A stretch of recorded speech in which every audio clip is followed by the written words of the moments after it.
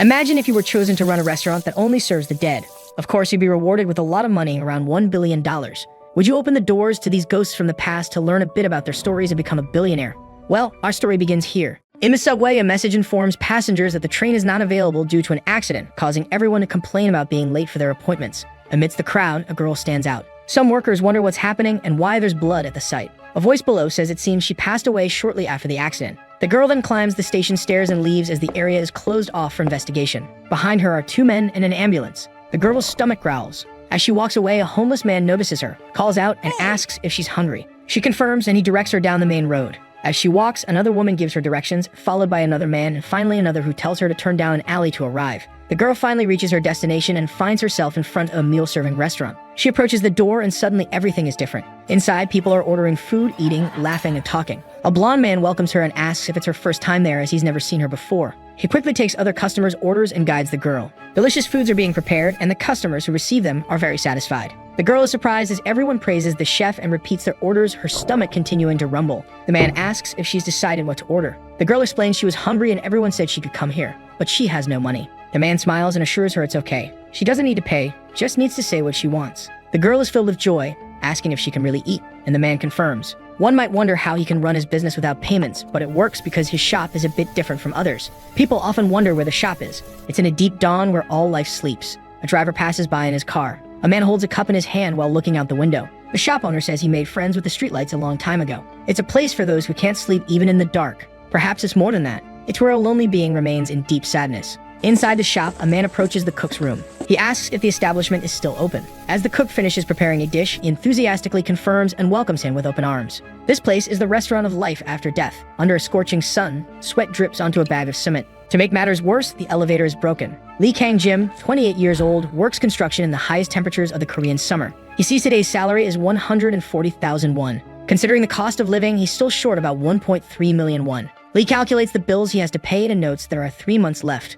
However, if he works for 10 more days, he'll be ready to pay the second trimester's tuition, so he must hold on. Lying in bed, he wonders if he should nap before his next part-time job. Suddenly, an unknown number calls him. Lee is annoyed that someone called just as he was about to rest. Upon answering, he immediately states he has no insurance, won't go to church, and won't change his phone. The person on the line introduces himself as Shin Suho, a lawyer from Seo and Bake, and asks if he's speaking to Mr. Lee. The protagonist becomes curious about the lawyer's sudden call. He confirms his identity and asks what the problem is, suspecting a scam. The man says he can think what he wants, but there's something he'd like to tell him and asks if they can meet. Shin says he sent the address via SMS and asks if Lee received it. When Lee checks, he sees the location is in the middle of Gangnam. The lawyer says it's a story that will please him and says he'll wait for Lee there. As the protagonist is about to say something, he realizes the lawyer has hung up. Wondering who on earth this person is, Lee eventually goes to the arranged place. He finds it strange that the man asked to meet in such a busy place, thinking it's a relief. Suddenly, someone calls out to him. Handing over a black card from the general law office, the person says it's a pleasure to meet him and introduces himself as the lawyer who called. Lee looks at the card and says the pleasure is all his, wondering if this business is legitimate. Then he asks what the summons is about. The man says it might be a bit confusing, but he'd like to inform him about the will of Kim Bak-rae. Lee doesn't recognize the person. The lawyer says this lady left something for him, a building worth 8.2 billion won as an inheritance. This leaves Lee completely bewildered, making him question if the amount is correct. But Shin confirms, leaving Lee open-mouthed. He wonders what on earth is happening and why everything seems so strange. But then he apologizes and tells the lawyer that he must have the wrong person, asserting that he has never heard of this woman's name, and that after his parents die, he lost contact with all his relatives, having no one to leave an inheritance to. Lee repeats what he said, affirming that it's not him, so the lawyer should find another Lee Kang-jin. Shin begins to list all the important characteristics of Lee's life and informs him that Ms. Kim Bak-rae is his great-uncle's sister. Lee asks how he could say such a thing in front of people. The lawyer apologizes for disclosing personal information in public, but confirms that he is the person he's looking for and asks him to follow to see the building in person. Lee wonders about what was said and thinks if the building left to him is the one in front of him. Shin then starts to introduce the floors of the building. There's a house above the shop, making Lee ask if someone is already renting the restaurant. Shin informs him that it's vacant, so he can move in immediately, and the official transfer of the title would occur in 5 years. He questions if 5 years isn't too short a time since he hasn't even said he would accept. The lawyer warns that if he doesn't want to accept, the building will automatically be donated to society. But as a condition of the inheritance, he'll have to manage the restaurant for the next 5 years. Lee says he's not good at cooking and asks what will happen if he fails. The lawyer states there's no such thing as a good deal. And Lee questions the various complications he will have by taking on this commitment. Shin advises that if he signs the contract and accepts the terms, his company will cover all costs. Lee checks the terms, sees that it's true, and Shin says that if he still doesn't want it, they can donate the building. Our protagonist says it's obviously suspicious and obviously hard to believe. A distant relative whose name he doesn't even know suddenly makes him inherit an entire building in Gangnam worth 8.2 billion. He thinks it would take 150 years to earn that amount working. With many doubts, Lee asks if it's a scam, and the lawyer replies that it's not. He then says he still has to look at the contract several times and asks if there aren't any other unusual conditions. The lawyer says there are rules about managing the restaurant, but if he keeps them, there won't be any problems. Lee examines the rules and sees that they are unique, wondering how strange these guidelines are. Shin asks if he has made his decision, and Lee finally decides. He affirms with a smile on his face that he will accept. The lawyer then asks him to sign and start the business the next day. Lee thought it shouldn't be a scam because of the contract, but he wouldn't know what would happen if it were. In the end, he thinks he has nothing to lose. The lawyer, with a frightening expression, warns that Lee must pay attention to the operating hours, and that if he breaks the rules 3 times, he will lose the inheritance rights. Shin then warns that they will be watching him and leaves. Lee, in turn, wishes him a good day, thus staying alone at the place. Then he realizes, for the next 5 years, that will be his home. Lee checks that the ingredients are ready, and asks if the guys from before were running the business until the day before. He realizes that the preparation is perfect except for him because Lee Kang, 28 years old, didn't know how to cook properly. Lee understands that he can't just sell instant noodles and fried eggs to his customers. But he accidentally steps on a book, wondering what it was and where it fell from. He then picked up the book and leafed through it, believing it was the recipe notebook that the previous owner used. In it, there were various recipes with pork, rice, and garlic. Lee then decides to practice the menu, convincing himself that it's not because he wants to eat something that he's hungry,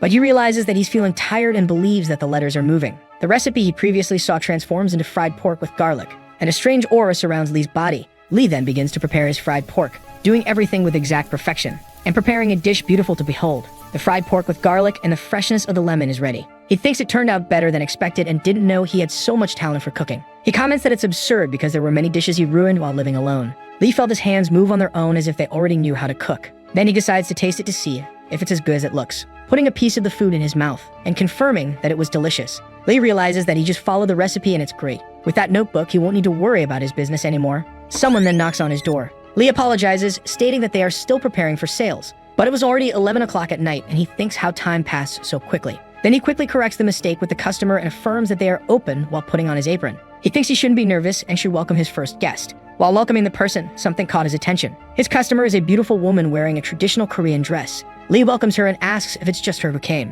while thinking that the young woman seemed to be a high school student. But suddenly she makes a request for him to bring some soju. Lee questions if she was talking to him and the girl asks if he's deaf, repeating her request again. The cook thinks that no matter how much he looks, she seems like a young student but asks with a lot of confidence, so he wonders how old she might be. In his days as a beginner working part-time, the busiest day was Friday night. One day he served a drink to a certain table without checking the identity, and perhaps because of the price of the food, a minor is reported to the police and he was suspended for a month. But now he was a professional at his job, and he wouldn't fall for the same trick twice. He then approaches the woman kindly and asks if he could verify her identity. She questions about the order and he affirms that it could be a driver's license or passport. The woman says she doesn't have that, which confuses the man. She confidently says that he doesn't need to worry about that, because she also doesn't have money, again asking for him to just bring her some soju. Lee despairs, thinking he's never seen this kind of person before, and the woman starts to get bored. She states that the man doesn't seem to know much about that place. He awkwardly says he knows about the rules, remembering that the lawyer said he would be watching him. Lee thinks that maybe this means he's being watched through the restaurant's camera. He seems convinced that there's a hidden camera watching him,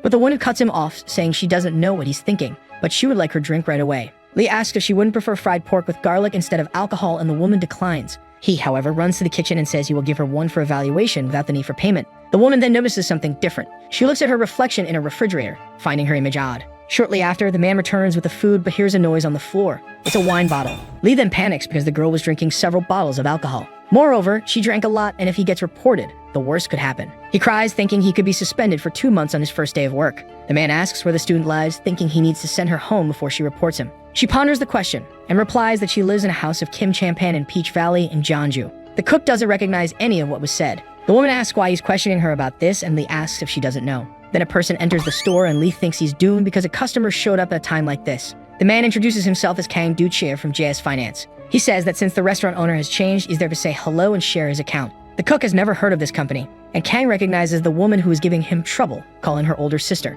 Our cook is surprised by this because she looked like a high school student. The man warns that she may look young, but is old, relieving the protagonist. Kang says he can't believe he doesn't know her, asking if Lee didn't receive the delivery. Stating that the cook has no idea what he's talking about, he thinks he showed up there in a hurry. He then hands over his business card, saying he'll be back soon and will obtain the acceptance of the guarantee. But he holds Lee's wrist and says he must tell him something first. He warns to never believe what the eyes see, leaving the cook confused and calling his sister to leave. The woman gets irritated because the other customers are too weak to occupy the same space as her, but she's content that she's had enough and agrees to leave. Kang says goodbye and wishes good luck with the business. The cook says he wanted to work hard, but there are no customers. Kang tells the cook not to worry, that other customers will soon come after finding the smell. Lee says the previous owner seemed to be very good, and Kang says she was the best. When asked what kind of person she was, Kang says she was a good person, like a paradise for them. Laughing as he talked, he states he would like some cooked saccharin meat jelly for tomorrow. And even though it's a bit rude to say this on his first visit, he would like to bring his team to dine there. This excites Lee like a party, saying it would be great. The man affirms he will come the next day at 11 o'clock at night, which the cook catches.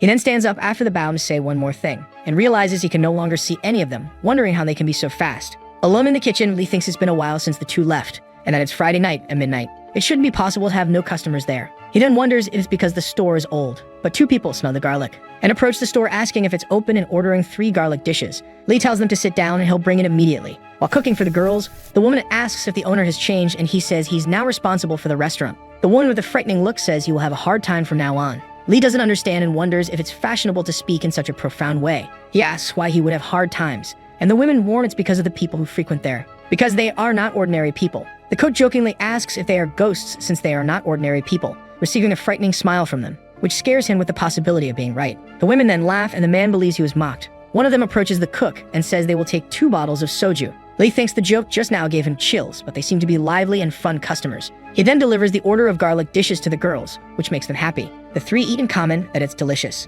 After finishing their dishes, they ask if they should leave, and Lee quickly appears to help with the payment. The women, however, say they don't have money, which leaves the cook unsure what to do. They then say they are late and start to leave, but Lee calls them desperately, saying they have to pay for the food. The blonde asks if he needs money, and the cook says it's obvious because he's doing business to make money. The woman says she understands and starts to prophesy some strange numbers, asking him to write them down and questioning if he knows how to do that. Moreover, she approaches, warning him not to believe everything he sees. The cook asks what that would be, but when he realizes it, they've already disappeared, making Lee scream for them, begging them to pay the bill. Our cook thinks it was said that he could do anything as long as he followed the rules. He remembers he didn't earn a cent the day before and affirms that today will be different. Then he opens the book, ready to practice, and looks at the book, searching for a recipe that can be prepared and served quickly. Kimchi stew, kimchi rice, and spicy pork rice should be enough. But he notices something wrong with the handwriting since the letters start to come out of the book. Lee thinks about what happened now, and believes he's seeing things because he's tired, but he can read everything else normally and only the notebook is strange. Then he realizes that maybe there's something with this recipe book.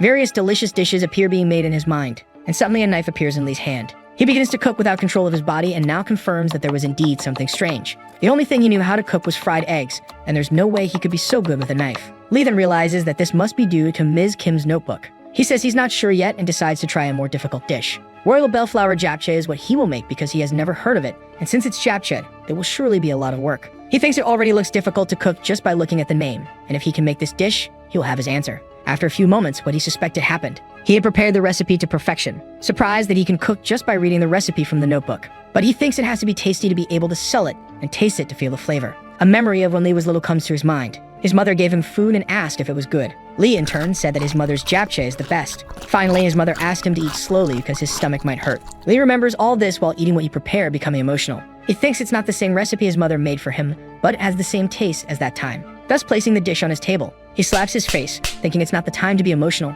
thus trying to wake up to reality. Lee thinks about who that lady was and how she made that recipe. Many strange things have been happening since he arrived at that place. The notebook has strange powers, and every customer who came there had no money besides saying something strange to Lee. They warned him not to believe everything his eyes see. There was even a lawyer who said he would watch to see if he was doing well. At this point, Lee was confused whether the legacy of that lady was luck or misfortune for him. Abruptly, a man enters his establishment carrying lettuces and shouts good morning. The man greets Lee, affirming that he is better than he thought, and Lee asks who he is. The man introduces himself as Suryam, the one responsible for the ingredients, and Suwe, the one responsible for the alcohol. They say they are the younger brothers of the lawyer he had met earlier. Lee thinks they look nothing alike, while the man says they must not have had many customers the day before. Lee asks if he can tell just by looking, and Suryam informs that he has been stocking the fridge for a long time. Ms. Kim Bakre was like his mother, and the restaurant was also her home. That's why he asks somewhat aggressively to take good care of the restaurant, and if he needs anything, he is free to call them. After the clarifications, Suryang asks how the business was the day before, and Lee warns that there was nothing special except for the customers who had no money. Lee asks if the restaurant is free and how he should work with this loss. Suryang claims that it may seem like a loss, but it's a good deal that will return to the owner later. Lee asks about what was said, and Suryang, in a frightening way, warns that if he dies, he will get everything back. Our cook, however, thinks it's no use receiving things after dying. and changes the subject, asking if they know JS Finance, since no matter how much he searches, he can't find it. The man advises that they do business there too, and only those who know it is like a subcontracted company. Lee asks why do business in a place like this because it could go bankrupt, and Suryong asks him not to worry. Even if the world goes bankrupt, JS Finance never will. The two then laugh, saying that if the world sinks, it might be a problem, while Lee thinks none of his questions were answered. The men then say goodbye and warn that anything Lee needs, they will be available. Suryong comments to his brother that he misses their mother and calls him to see her. Despite being busy, the other brother accepts and they go their way. Lee then thinks they must have gone to visit the tomb of the former owner, and one day he will ask where it is to go along. But thinking about it, those people in the end did not answer anything about his question. Lee thinks that no matter if everything is being paid, it's good that he prepares an emergency fund. He opened a store earlier and also made a new menu.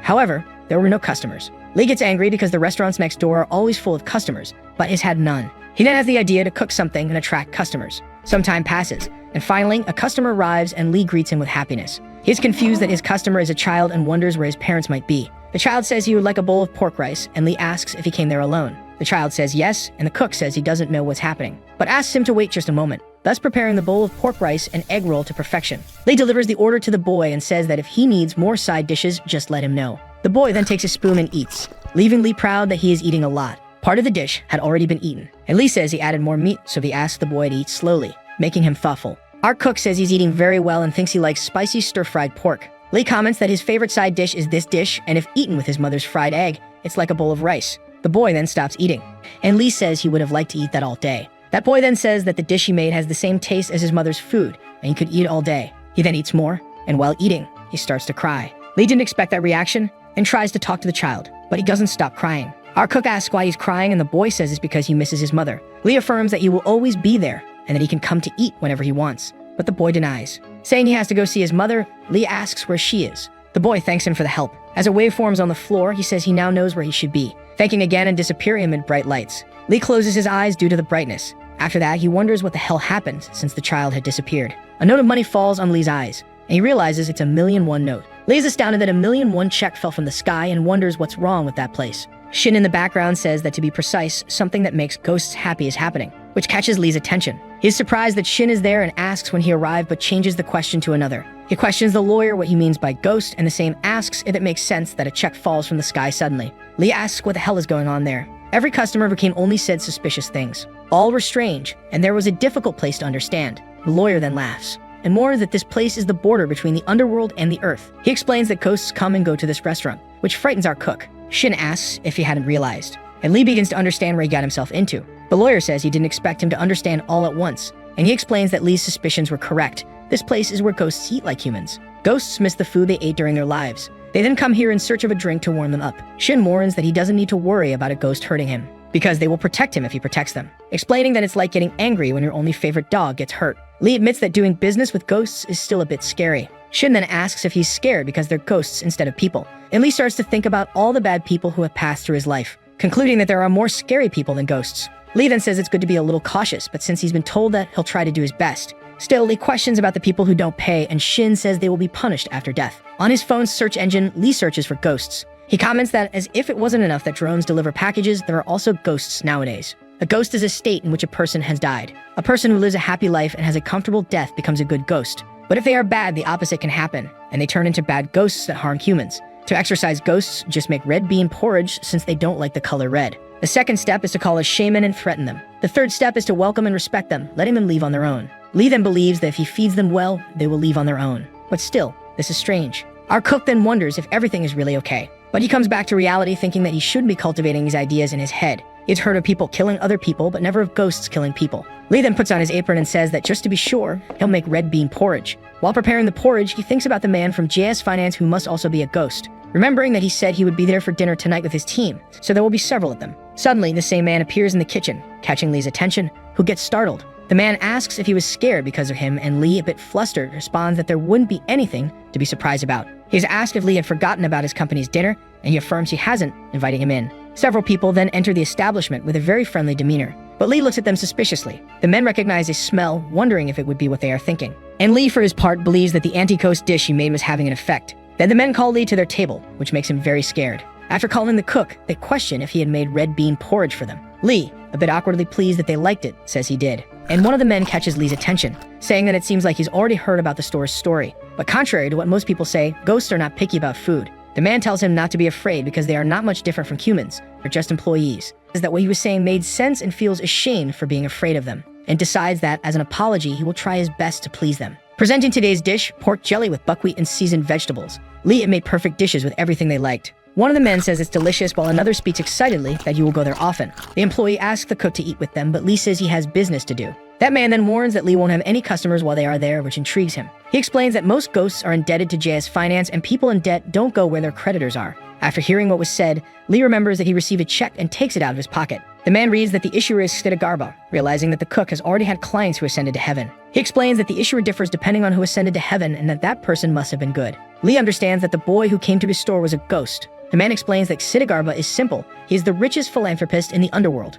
Lee asks if there is money in the afterlife, and the man explains that's what JS Finance is for, but the currency of the underworld is different. Basically, the function of buying goods or making transactions was the same. But in the underworld, one can reduce sins with money, and Lee asks if they have money when they die. The man affirms that everyone has an account at JS Finance from the moment they are born. Lee then asks if he also has an account, and he explains that yes, saying that if you do good things, money will be deposited, and if you do something bad, it will be reduced. In other words, if you have a lot of money in the underworld, it means you did good things in your life. Not having money in the underworld means you sinned a lot. Lee asks if they can see how much they have, and the man explains that while they are alive, they cannot. He advises that there's no need to be anxious because as he manages the one-meal restaurant, he will always have a lot of money, informing that the people who manage this place always became VIPs. Finally, he informs that it's impossible to exchange real money for underworld money, but the opposite is possible. Without further doubts, Lee just asks him to transfer the money to his JS account, which is accepted. Cleaning equipment falls to the ground, and Lee remembers the lottery. The blonde from before had given him a number, but it gave 50,000 won. He thinks he would donate if he won first place to accumulate his merit, but he starts to think about the amount received, and sees that it was exactly the value of the bill. Again in the restaurant, the women comment on what happened, and the blonde says she didn't expect to win. She says that if she had known it would be like this, she would have entered the dream of her nephew and niece. One of the girls says that's very cool, and Lee thinks that at first he was scared. But if you pay attention, they are more like a person than he thought. Someone enters the store and our cook welcomes them. It was the customer from last time. The woman asks what he's looking at and asks him to bring her some soju. Lee rushes to get it, while thinking that she looks different from last time, looking a bit older. He thinks that looking at the characteristics of Hanbok, she must be quite old for ghosts. He believes he has to apologize because he went too far last time. Lee then apologizes with a bow and Hanbok accepts with her broad generosity. She then asks the cook's name, who introduces himself as Lee Kang-jin. Hanbok asks which family he is from, and the cook responds that he is from Dakshin Lee. The woman says she knows the cook's family well and has a good relationship with his grandparents. She introduces herself as Soi from the Divine Kim family, and as she is in a position of debt, she asks him to speak comfortably with her. Lee then decides to ask how long she has been dead, but the woman warns that she should tell him something first, which puts Lee on alert. She warns that for those who could not ascend to heaven and became ghosts, one should not ask about their past. Lee says he's sorry and apologizes for his discourtesy. The woman says that the ghosts who come here are those who can't even pick up and eat the food from the ancestral rites. So there's nothing good about bringing up their past, but since he's such a good person, she gave him this advice. Lee looks at his reflection in the table and thinks that if what the woman said is right, there shouldn't be many customers, thinking she wants to scare him. Suddenly someone asks for permission, asking if all the maiden ghosts have left. Lee then says they just left, asking him to sit down and say if he wants to eat something. Several people say they won't hesitate, entering the store in droves wanting to eat. Lee tells them to wait and doesn't understand why this is happening so suddenly. People start making various orders, which drives our cook crazy. Lee apologizes and says today's menu is fried pork with garlic and rice. The people then complain because the last owner did everything for them. Our cook apologizes, saying he hasn't been open for long, but he sees a different person in the crowd. He starts to enter the kitchen, and Lee tries to reprimand him, but he grabs a knife and says he will help him, saying that now everyone can order whatever they want to eat. The blonde asks if he was surprised by his entrance since he used to help his mother while he was there. He says Lee can make the stir-fried pork while he takes care of the other dishes. Lee wonders who he's calling mother but understands it's okay if he does that. Sometime later, all the dishes were being served, and the blonde set one aside for him. A kimchi stew in the skillet. Lee thanks him because he survived thanks to him, and the blonde says it's okay because it's natural to feel difficulty the first time. Lee says he was shocked because he never had so many customers and asks how he could be so good at it. Suddenly, more people show up at the restaurant asking to be served whatever they have as quickly as possible. With only 30 minutes left to close, 3 more customers arrived. When Lee was about to say something, the blonde asks what they think of a kimchi stew. Those men get excited about the proposal, and the blonde asks him not to worry because they will finish eating quickly, asking him to bring the stew first while he fries the eggs in a minute. Lee approaches the table to deliver the stew, but he notices something different. He recognizes one of the men as Chien Hyun, making him confused. Lee introduces himself, asking if he remembers him, and says that when he was in the orphanage, he used to visit him every holiday. The man understands the situation but says he's sorry. He claims that when you become a ghost, your memories of the past life get bad, so he doesn't remember. The man states that it's almost 1 o'clock, and since they don't have much time, they couldn't have a drink together.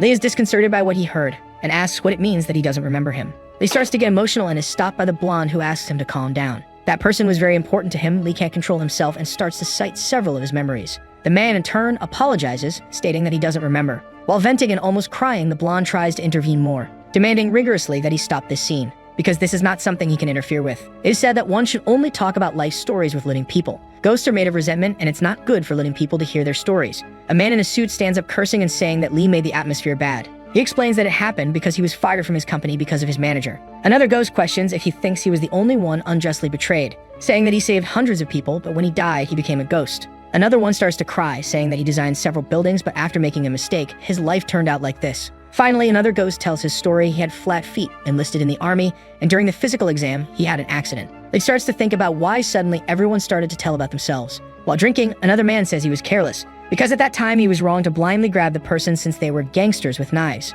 That was bad luck. Lee says he remembers that his Hyung always said that justice is on the side of the weak. That's why he became a policeman. But he clenches his fist in anger when he thinks about the gangsters. The blonde asks if he has eaten and that they should eat together because there's not much time left until 1 o'clock. Lee tries to say something about the customers, but the blonde says he will take care of it. Sometime later, the blonde tastes the soup and says excitedly that soju is the best when it comes to kimchi stew. Lee then asks if he's used to cooking because his skills were great. The blonde gets embarrassed, saying he's still a child in the business, and Lee affirms that he's very good. The same then thanks him and says he could do something even better if he had the ingredients and more time. Lee then starts to think about the man's skills, concluding that he needs him. He says it's his first time as a cook and asks if he could help him in the restaurant. The blonde says that's a good idea and accepts, since he has nothing to do. He affirms that it will be a pleasure to work alongside Lee and introduces himself as Ba Young-soo. They realize they are the same age and decide to start talking casually. Lee accepts with enthusiasm. There's only 1 minute left until 1 in the morning. The ghosts hurry to drink as fast as possible. After finishing his drink, the cook's friend approaches, apologizing for not remembering Lee, and he says he might be a ghost now, but if someone harms him, just call his name 3 times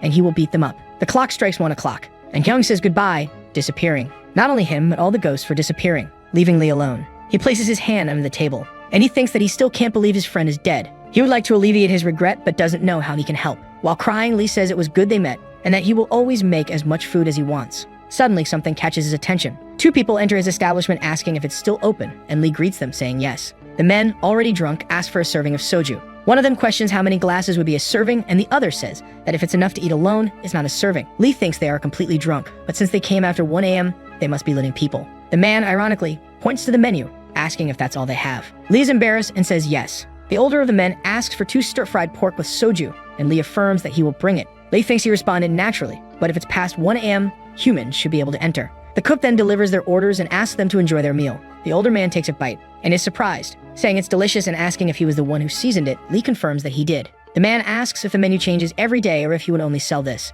Lee says he hasn't decided yet but can make whatever menu they desire. That man then asks if he can have seaweed soup for lunch the next day and says he will make a reservation for 2. Lee accepts and they finish their dishes, feeling very full. The older one asks the other to wake up because there's a substitute driver outside. The drunk, however, says there's no right path and it's time to go home without regrets. They thank Lee for the food and he wishes them a safe return home. Lee seems curious. He discovered something in his book, a way to make seaweed soup with much more flavor, and he remembers that his friend also liked it, and says he will prepare it for him just as he will for the customer who made the reservation. Lee starts cooking according to his recipe. He wonders why it's written that way but continues normally. Lee follows the preparation precisely, and upon tasting a bit of what he made, he realizes it was delicious. Grandma Kim's exclusive seaweed soup was complete. A woman then enters his establishment, along with the man who made the reservation, who says hello. The woman comments that it's cool, and the man says they must have turned on the air conditioning. Lee thinks this is strange because he never turned on the air conditioning. The woman comments that the place is worn out to be a restaurant in Gangnam, and the man tells her to focus on the food. Lee admits that the interior design of the place is a bit outdated, and delivers the seaweed soup that the man had ordered. The 2 start eating, and the woman asks if the cook learned his techniques in Angang Lee, but he says he doesn't know that place. The woman says that this place is the province of her mother's hometown, and she remembers eating a lot of it when she was pregnant, informing that the seaweed soup has the same taste as the one her mother made. Lee says it's fascinating, but he's never been there, and the woman comments that he seems young, but is great. Our cook thanks her and asks if she wants him to wrap it up for takeout, which makes her happy and grateful. The man asks how the food is and if he did a good job, while the woman says her husband is good with restaurants. The man then asks how much the dish he ate costs, and Lee says he can pay whatever he wants. He then asks if he can pay 1,000 won, and his wife says that will attract many wrongdoers looking for free meals. Lee knows that's true, but if he breaks the rules, he'll go back to his old apartment. The woman says she wants to come back often and believes it wouldn't be bad if he established a base price there, handing 15,000 won to Lee. The woman thanks him for the service and says goodbye. Lee hadn't thought he would feel disconcerted by receiving so much money, and it would be convenient for him and others if a price was set for the living side. He then decided to ask his lawyer about it another time. A man is surprised that Lee traded with living people. They were the employees from before who praised Lee for his entrepreneurial vision, stating that his mother only sold to ghosts. Lee says he's happy to have the book because if it were up to him, the restaurant would be lost, and Soo-young questions if he was really that bad. And he explains that he knows only a few recipes, while the other ghosts says he can ask anything. Lee questions about the air conditioning case if the temperature of the place has to do with the ghosts, which the man confirms. In places where many ghosts pass, the temperature drops because negative energy accumulates. The longer in contact, the more yin energy accumulates, and at some point, ghosts may be seen outside the store. Lee, a little scared, says he sees ghosts there every day. And the man said that's how real ghosts are, stating that the ghosts from outside are a bit different from the ones he sees, making Lee curious about what they are like. He then explains that Lee will know when he sees them. Finally, our cook says he would like to ask one more thing, and questions if the two are human. Lee starts laughing while saying that the two can't be ghosts, and even if they are, they're not scary. Those men then smile and confirm that they are living people. Faced with this and afraid, Lee says he understands. But he had one more question, how living people like them work there if they couldn't see ghosts. They explain that they were orphans, so the mother raised them, and that's how they joined. When the mother was busy, the maiden ghosts took care of them, which made them want to do something related. Lee tries to connect the dots, commenting that lawyer Shin is the eldest son, Mr. Sugway is the third, and Mr. Soo-young the second. Soo-young interrupts, saying there's one more, Shin Sujo, their youngest, who works in interior design. Lee is happy about this because he would like to change the interior of the store and says he will ask for his advice. Soo-young understands and says he will call them. After a while, it was almost time to open the store. Soo-young, along with his brother, say goodbye, wishing a good night. Lee asks them to come back again. After the farewell, he stops and thinks about the one-meal restaurant, a place where both the living and the dead can come. He realizes that this is actually good, because it's a place open to everyone. It was said that this is the border between this world and the afterlife, and that is absolutely correct. The next day, Shin comments that he was surprised when Lee called, and it seems that Lee is worried about the living customers. Lee confirms that he is because when they come, it's natural to ask for the price, and there's no mention in the contract about them. The lawyer then thinks about the matter. Shin explains that this restaurant is not a place to make money, but to serve those who are hungry. He asks if it's necessary to set a price, and even if people don't pay, it will still be deposited. Lee comments that if customers decide not to pay for the food with bad intentions, they are committing sins. He says he was willing to accept whatever they gave him, but he thought he might be inducing them to sin. This made Shin think about the matter. Shin says that if he thinks that way, there's nothing they can do, deciding then to call someone for advice because there's no underworld law on this side. Lee comments that Mrs. Kim is already dead, and Shin asks if he remembers what her job was. Lee then understands that if he is an underworld lawyer, he must be able to be in contact with it. Shin talks on the phone and comes to a conclusion. After hanging up, Lee asks what she had said, and Shin, with a serious expression, replies that the mother answered him, telling him to solve it himself. Shin explains that she said he only has to follow the existing rules, and Lee realizes that he was creating an atmosphere to make him nervous on purpose. After some time, he went to the board to write something, thus setting the basic prices of the restaurant. He thinks he's doing this to have extra income, and even if he doesn't receive the inheritance, he will be able to pay the tuition fee. Suddenly, someone calls, and when Lee answers, it was someone from the department office. He asks if it's about his tuition fee, but it's not that. The person on the call explains something that surprises the protagonist with what he heard. He questions if he is now an intern, and the person explains that he will be an intern at Takwang Trading, which everyone knows, from September to December with a monthly salary of 1.9 million won. At the reception of the place, the man comments that he knows he has been working hard and that it would be good to have an internship on his resume when he gets a job. This would be a great opportunity to earn money and develop his skills. But Lee wonders how the restaurant will fare if he does the internship. So he thanks and declines, informing about the restaurant he is already managing. The director asks if he owns a business, and Lee explains that he just took over for 5 years. He then questions what Lee will do after the 5 years, and he says he's still not sure. The director explains that this internship is only for the last semester, and afterward he won't get another, asking then if he shouldn't take advantage of the opportunity when it comes to his future. Lee leaves the school thinking that the restaurant's business hours are from 11 p.m. to 1 a.m. He thinks he will probably get off work before 11 p.m. and maybe be able to intern during the day. This was something Lee had to think about a lot. Back at the restaurant, Lee delivers orders to customers while a drunk makes small talk. He thinks the man keeps saying what he wants and not listening to others. The blonde asks what's wrong with his expression and if something happened, handing him a drink. Lee informs that he received an internship offer from a trading company. Everyone then despairs at the possibility of the one-meal restaurant stopping its operation. The cook, however, asks them to calm down because if he accepts, the restaurant will open at the same time, which leaves everyone very relieved. Most could not even imagine living without the restaurant. A man approaches asking about what Lee said and questions if he has ever heard of Kang International. The man introduces himself as Park Chunmin, a founding member of Kang International. Lee is surprised by this, and the blonde is suspicious. Park starts listing several of the requirements to work with what he works with. Bayon asks the protagonist if he understood anything, and Lee responds that more or less. A noise then sounds in the place, and Bayon supposes it must be a customer. A family of 3 people appeared at the restaurant saying they heard they could eat there. They then ask if they can enter. Baeyang questions what Lee is doing. Lee panics upon seeing that they are ghosts, which confuses Baeyang because he is also one. He states it's different because they are transparent, and Baeyang explains that it's because they have just died, explaining that the soul and body are connected 3 days after death and that he was once a half-ghost before. But since they came here, there must be no one to perform their funeral, so Lee asks how he knows this. And Baeyang explains that usually people stay at their own funeral for 3 days to eat. But they came straight to the restaurant, and he says that's regrettable. Lee then welcomes them, saying they can order anything, and the woman suggests pork belly because her daughter liked it a lot. The food was delivered, and everyone thanked. A little in the background, Lee asks Baeyang if he knows what will happen to these people. Baeyang explains that in 3 days, the team will come to take them to the afterlife. Until then, they will be wandering through places where they had memories. Curious about Baeyang, Lee questions why he didn't go to the afterlife, and if the team didn't look for him. Explaining that it's due to his resentment, he asks Lee if he's ever had any regrets in his life, to which Lee affirms he has plenty. Baeyang explains that everyone has done something they regret, but when this feeling turns bitter, they become ghosts. They know they need to resolve this to ascend to heaven. The problem is that they can't remember their resentment. In the end, just like him, they will all be wandering this cold and hungry world without any promise. Lee thinks that, like Yang, all the ghosts there have a resentment. The boy who came on the first day went to heaven after eating his food, so it probably resolved his resentment. But he wonders if he is capable of releasing the resentment of other ghosts. The family thanks for the food and informs that they heard they could pay with that card, which Lee confirms. The man asks if he knows what kind of place the Underworld is since it's their first time there. But Lee informs that he also doesn't know because he is a living person. The woman is startled, questioning how a living person can sell food to ghosts, and Lee also doesn't know how to explain. The fact that the cook is human makes the spouses talk among themselves. The husband, a bit embarrassed, decides to ask Lee for a favor. He informs that they have no family or relatives and that everything they had was probably returned to the state. So he asks if Lee could help get that money for the children they sponsored. He promised to pay for their school tuition. The man affirms it's not much, but if Lee can help them, he would be grateful. Lee warns that he doesn't know how he can do this and thinks about the legislative issue of the situation. But he knows lawyer Shin, someone who has studied in that area.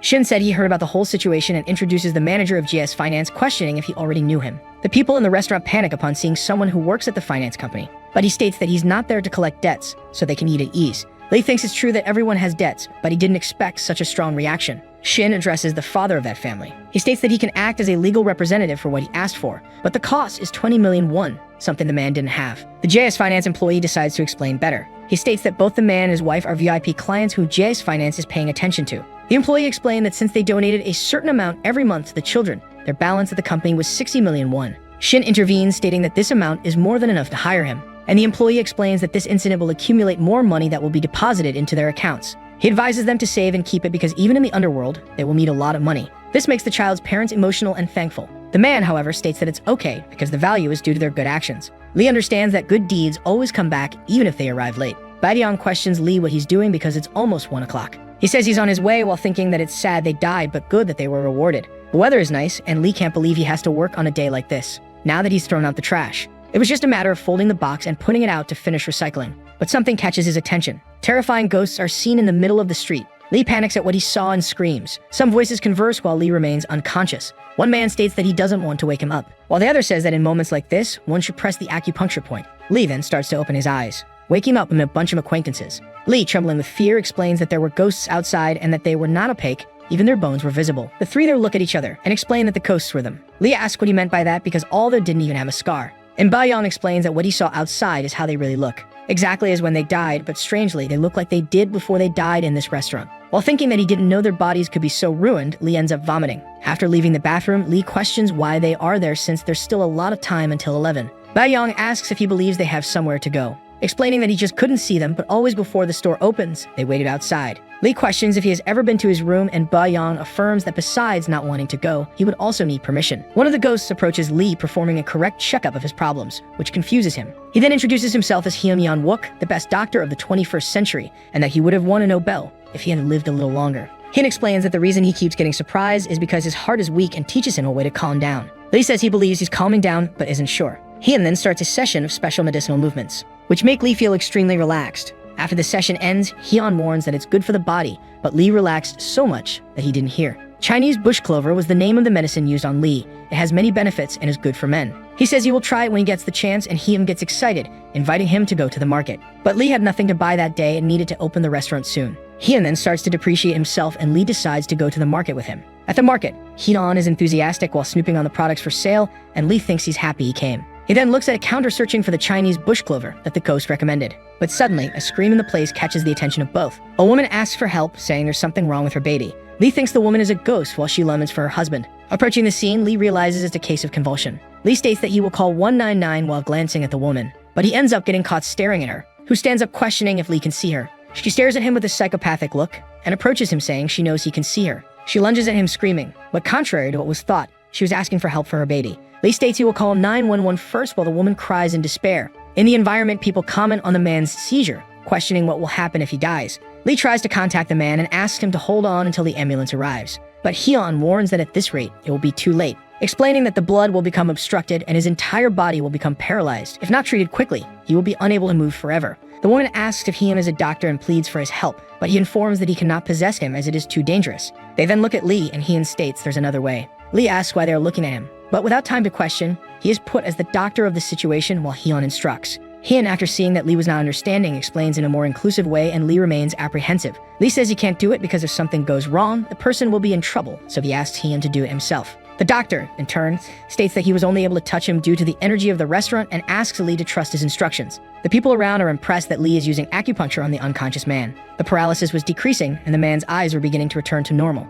The man has a glimpse of his mother, and the ambulance finally arrives. The paramedics ask questions to the man and realize it's a case of seizure, transferring him to the hospital. Hyun explains that they performed first aid, so he will be fine when he gets to the hospital. The woman touches Lee, explaining that her son's body was weak since childhood and she always feared something would happen. But now she says she feels at ease, thanking and ascending to heaven, which leaves Lee surprised and Hyun thoughtful. The customers ask outside if it's time to open yet, and Lee affirms there are 10 minutes left. Those ghosts then wait outside while complaining of hunger. A woman approaches the environment, making the ghosts feel a bad energy. Her feet are wrapped in blood. Finally, the clock strikes 11 o'clock, and Lee goes to the gate, stating that the restaurant is open and everyone can enter. But people start to leave. This makes Lee curious and asking why. He says it's because of that person, slipping away and informing that he will return later. A blood-covered knife drops a drop on the floor, and Lee notices this someone at the beginning of the street. It was definitely a terrifying ghost. He recognizes her as Mrs. Soi, and she, in turn, asks if the cook can see her. Lee affirms that he has been able to see ghosts for a few days, inviting the woman to enter his store. Soi enters the restaurant and sits at a table.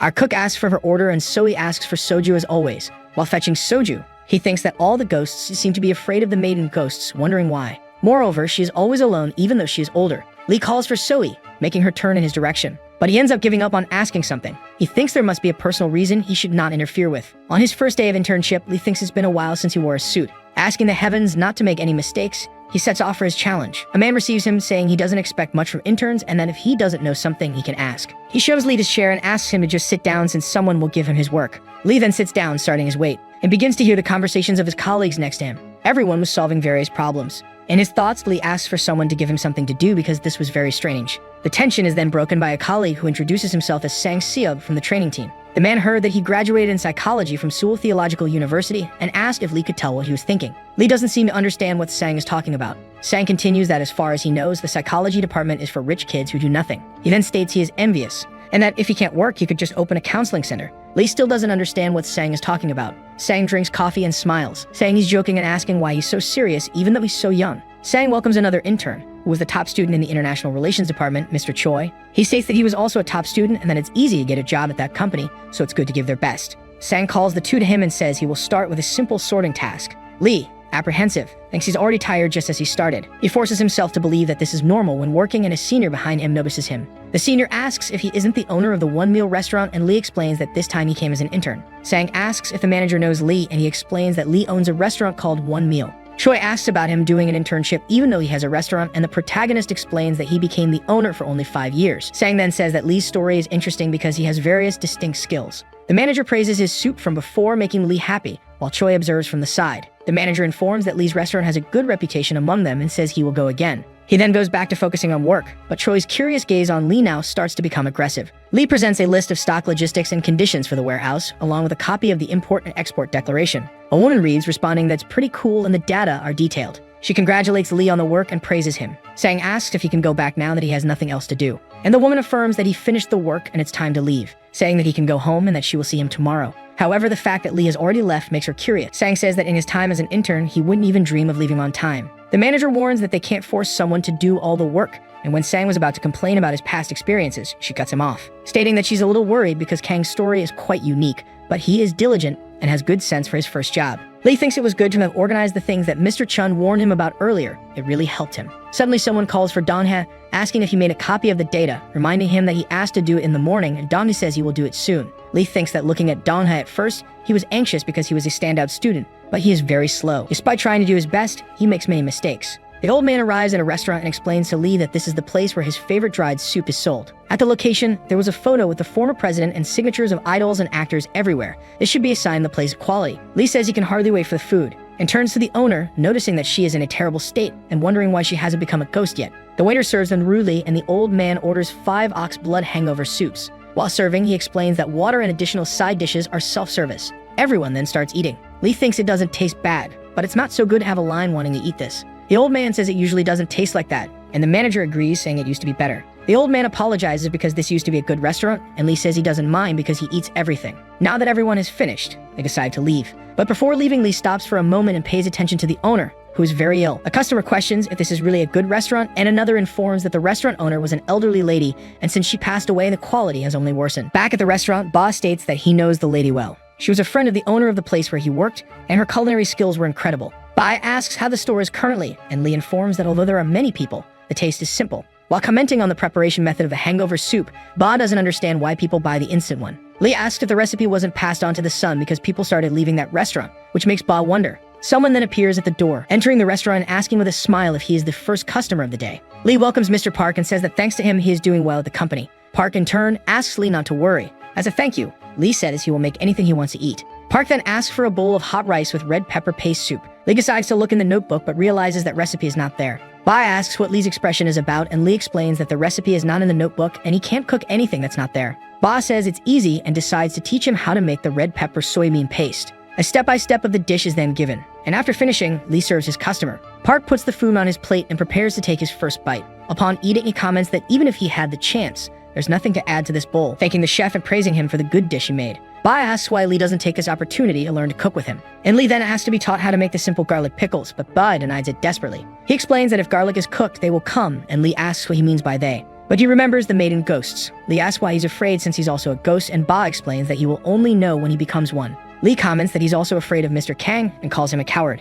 Embarrassed, Ba says it's because of the debt, and it's not normal for a dead ghost to earn money. He explains that he's lucky to work there and earn money, but if the debt isn't paid and the negative balance continues, GAS finance people will catch them. If caught, one must present the documents at the bank counter and be examined for the extension of the term, and the line is long and slow. If you fail the exam, you are extinguished. It is explained that in this world, death and extinction seem the same but are quite different. This is because death is not the end, but a true new beginning. However, extinction is a complete disappearance of body and soul. Given this, Lee understands that his friend must solve this problem as soon as possible to avoid the same fate. However, the blonde warns that ghosts don't know what resentment is, which is why he gets so stressed. Since he cannot help, the hero apologizes, but the blonde is resigned as he didn't share this story to gain sympathy. After this intense confession, the boy decides to leave for a while as it's already late, and the protagonist asks where he's going but gets no response. Inevitably, the store hasn't had many customers since Park Chung-min arrived, which raises concerns about whether things will continue to go well. Sometime after this questioning, the hero realizes that, in fact, nothing is going well. This is because, without an assistant, all the work fell into his hands, and he was no longer able to handle everything. With this, he apologizes to the boy in his mind and asks him to come back soon. At the right moment, the blonde finally appears with another person in the area and questions why there are so many customers. The boy then asks where his assistant has been, as he was already thinking he would die from so much serving and cooking. Shifting focus, the boy receives a new customer who claims not to need help, just wanting to eat well. From afar, the woman observes the efficiency in the restaurant's work and comments that although the cook is younger than her son, he is already very skilled. Without further delay, Lee apologizes for the delay, and the lady doesn't mind it but asks about the food. Thus, the hero informs her that everything is ready and asks if the customer needs anything else to ease her concerns. In this case, to improve the impression she had earlier, the woman feels a bit embarrassed and asks for a gunji hangover soup. Looking at his partner, Lee understands that this will take a long time. However, the blonde reassures him that there's no need to worry. He quickly hands over a business card to go buy a bowl at his store, and amazingly, the protagonist pulls a VIP card from JS Finances out of his pocket. However, since it's an Underworld card, they can't use it in physical stores, so they need to use conventional money. Despite this, the hero is still afraid that his food might disappoint her by not tasting the same as before. However, Ba's opinion is the opposite. This is precisely why the woman must eat, as she wants to see for herself how bad it is. After finally finding the soup, Lee observes it and realizes that he's getting nervous for no reason. Anyway, the blonde asks how the store was when the boy went there, and it's said that there is another customer, but indifferent and not similar to the lady's son. While eating the soup, the lady thinks that the taste is doomed to disappear. However, for her, it's still quite painful to eat it. Thinking that a drink would be nice, the hero asks if the customer would like something to go with it. In this case, the lady asks for alcohol, specifically soju and 2 beers, along with some glasses to serve. Grabbing the bottle, the customer excitedly mentions that she's made soju and beer many times, even though it's been a while, which makes her worried about the result. She states that even though it may seem like it's being shaken randomly, it's all a matter of technique. So despite stirring gently with her fingers, some boldness must also be applied, which in the end produces an impressive result. The first glass is given to the young chef, who thanks her while barely being able to wait to try it. Taking the first sip, he shouts with resounding enthusiasm because it's really super smooth, making the lady happy that her skills are still alive. Additionally, the portions are perfectly made because the lady has her own recipe. Given this, she asks if the remaining customers also want a glass, which obviously no one refuses. In this case, she warms up her shoulders and announces that she will show her true skills. Later, in a more personal conversation, she explains that her husband died when she was 25 years old. They had a son, but it was hard to ask for help from relatives because of money, so she was trying to do something with the soup recipe. It is said that nothing in life is easy, and that she also fought with other restaurant owners because she was very popular. In her old time, she also cried a lot in secret, and thus made that hangover soup with dedication. The lady stayed up all night because it was hard to remain in a normal state. However, one day that brat made her soup, which was her reason for studying and surviving, turn into something extremely disgusting. After hearing the story, Lee remembers that the hangover soup restaurant started small but grew a lot with the dedication of sweat and tears. Inevitably, the boy in charge of managing it really messed everything up, so the lady asks if the young chef can do her a favor. Touched by the story, Lee agrees, but that lady asks the hero to ruin the business of her restaurant. This request comes very unexpectedly, leaving Lee confused since it is a restaurant to which the woman dedicated her entire life. In this case, she explains that although she is grateful that the restaurant allowed her son to study and get married, she doesn't want to disappoint the customers. That said, Ba questions how they will ruin it because even though the taste has changed a lot, there are still customers who come because of the rumors. Thus, the lady responds that it's simple and explains that if there's a more delicious hangover soup, customers will prefer that one. So she decides to teach the young cook her recipe with the same taste she used to make in her younger days. In another region, a man desperately asks if the hero will really sell the hangover soup, which is confirmed. The manager knows the boy has skills because he has already tasted his food. However, since he's working at the company, he believes it will be difficult to handle. Then the protagonist explains that he decided to sell only on weekends, preparing about 60 portions per day. The manager in turn believes that to sell that much, something must be planned, but he's still curious about what to believe. In this case, he asks if he can make a reservation, and after being told yes, he asks for a table for 3 people. With everything set, what's left is to order blood sausage and napa cabbage from Shin Suyang. Also, a stock of alcohol is necessary because the customers will want it. It was said that the beef bone needs to be boiled for about 12 hours. With that, if they start cooking on Friday, it might work out. Suddenly, a veteran calls the hero for the 3rd time, who isn't paying attention because he's lost in thought. He metaphorically questions where the hero sold his soul, and instead asks if he intends to become a full-time employee. This question arises suddenly because Lee has only been there for a week. Then the veteran comments that he thought the same at first because it involves someone from psychology. However, he says that since the boy is good at the job, that's enough, which surprises Lee, who thought Dongyu would receive the offer first. But it's said that he is working more because interns who don't seem capable tend to be trained more so they can learn the methods. Continuing, the veteran explains that unlike a newcomer, the hero already knows the job well and is good at it, which makes him a priority over the other intern. Given this, Lee understands that things in this company are quite straightforward, and the soul of a former employee praises the veteran's ability to read people. Interrupting the conversation, he says that if the chef becomes a full-time employee, they won't have a place to eat. However, it's a fact that if he accepts the offer, he can earn money more stably and might not need to work at the restaurant again. But the ghosts that come to the restaurant will be completely abandoned. Soon the hero remembers what the lawyer said about this restaurant being the border between the underworld and the real world. A true restaurant of the afterlife and the only place where ghosts wandering the world can fill their bellies. Given this, the veteran questions whether the restaurant is really that important but manages to understand the boy's motivations. Without delay, he asks if Donnie is busy and the boy promptly responds that he is not because he just finished the report sent to Manager Park. In this case, it's said that Lee can continue with what he's doing while he and the other intern will go to a certain place together. Thus, the hero remembers that interns who don't seem capable tend to be trained to work. And in light of the veteran's treatment of the boy, he hopes everything goes well in his life because he can see the hard work in his actions. Later at the restaurant, the recipe for the hangover soup is passed on to the young cook. The soup before him is the popular grandma's beef blood hangover soup, very different from the one her son makes. Initially, the smell already seems delicious, but when tasted, the flavor surprises even more with a strong and spicy taste. With this, the boy comments that although it's a hangover soup, it brings a taste that makes you want to drink alcohol. Then the lady explains that the soup serves multiple purposes to feel better while continuing to drink, which Lee understands and already prepares an appetizer. With the soup in hand, the first customer starts to eat, who happens to be the company manager. Alongside him, Manager Park from the trade team and Yu from commercial marketing are also very impressed with the quality of the restaurant. However, they still don't understand why there aren't many customers in the restaurant. So Lee explains that today is the first day selling the hangover soup,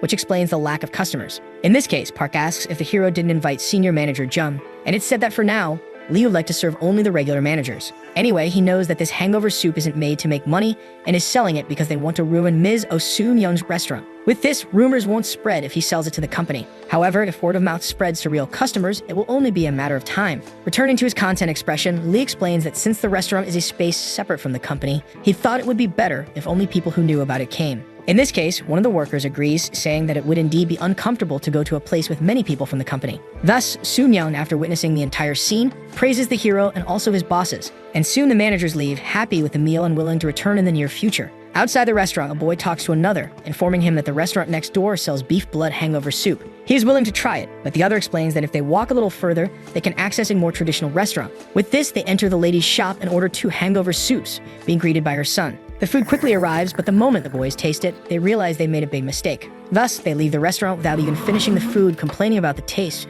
realizing that the place's fame no longer lives up to the quality. In this case, they believe they should have gone to the other place earlier, and a man observes all this. Later, the lady's son asks what the boss is doing outside because his wife is calling him. He quickly says it's nothing while crushing the newspaper, but with a serious expression, he comments that it seems there are flies buzzing nearby. Later at the company, a man comments that he heard everything from Manager Lee's mouth and is questioned about what he heard. In this case, the man is upset for not being informed about the new dish at the boys' restaurant. However, the hero doesn't think it's right to talk about this at work. The chief manager in turn says he also wants to eat, and the boy explains that they only sell 60 portions a day. Anyway, it's possible to reserve a table now because there are still 8 bowls left for Sunday, so the senior decides to reserve 5. Additionally, a girl reserves for 3 people, and in the end, the boy's veteran is left without a spot. He asks if he can at least get 1 bowl, but it's said that he sells limited portions and asks if there's interest in reserving for next week. With this, the senior asks if Sang Seop wants to take his reservation for 40 rias, but the boy isn't willing to pay that much for it. However, others are willing to pay even more, reaching the mark of 60 rias for the reservation,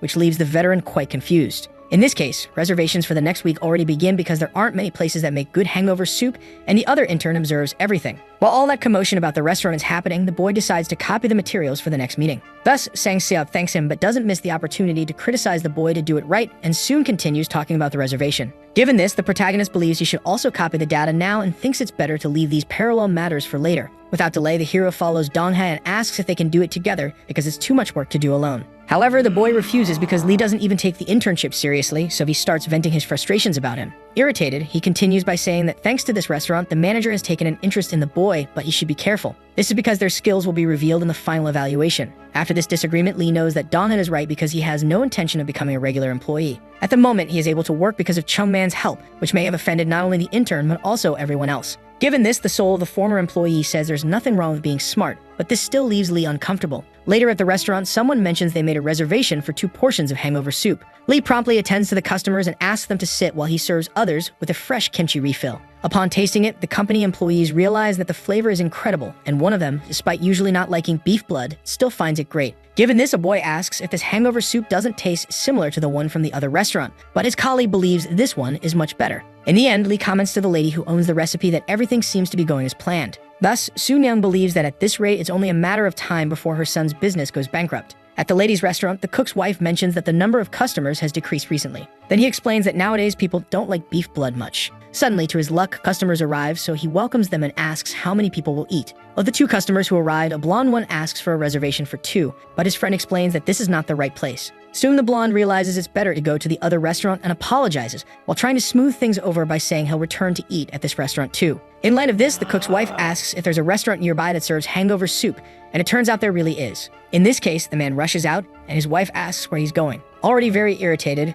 the cook asks how long they will keep watching competitors take their customers. Back at the hero's restaurant, he prepares the soup with the help of the recipe's creator herself. Meanwhile, that man wants to see up close how well the competitor knows how to make hangover soup. During the weekdays, the protagonist goes to work at 9 a.m. and leaves at 6 p.m. After work, he opens the restaurant for the ghosts from 11 p.m. until 1 a.m. On weekends, he makes hangover soup and sells it to living people alongside Ms. Soon-young. Faced with the soup, the hero states that he has been working for a long time but is already discouraged by the tough times he's witnessing. The blonde, in turn, thinks it's better to bring in another helper, but Lee comments that the problem is on weekends, when he has to work alone. In this case, he's considering hiring someone living for the weekend, even if it's for a short period. Given this, Bud explains that if someone spends too much time among ghosts, they eventually become one of them. It's said that this type of person isn't just a simple customer who comes to eat and leaves.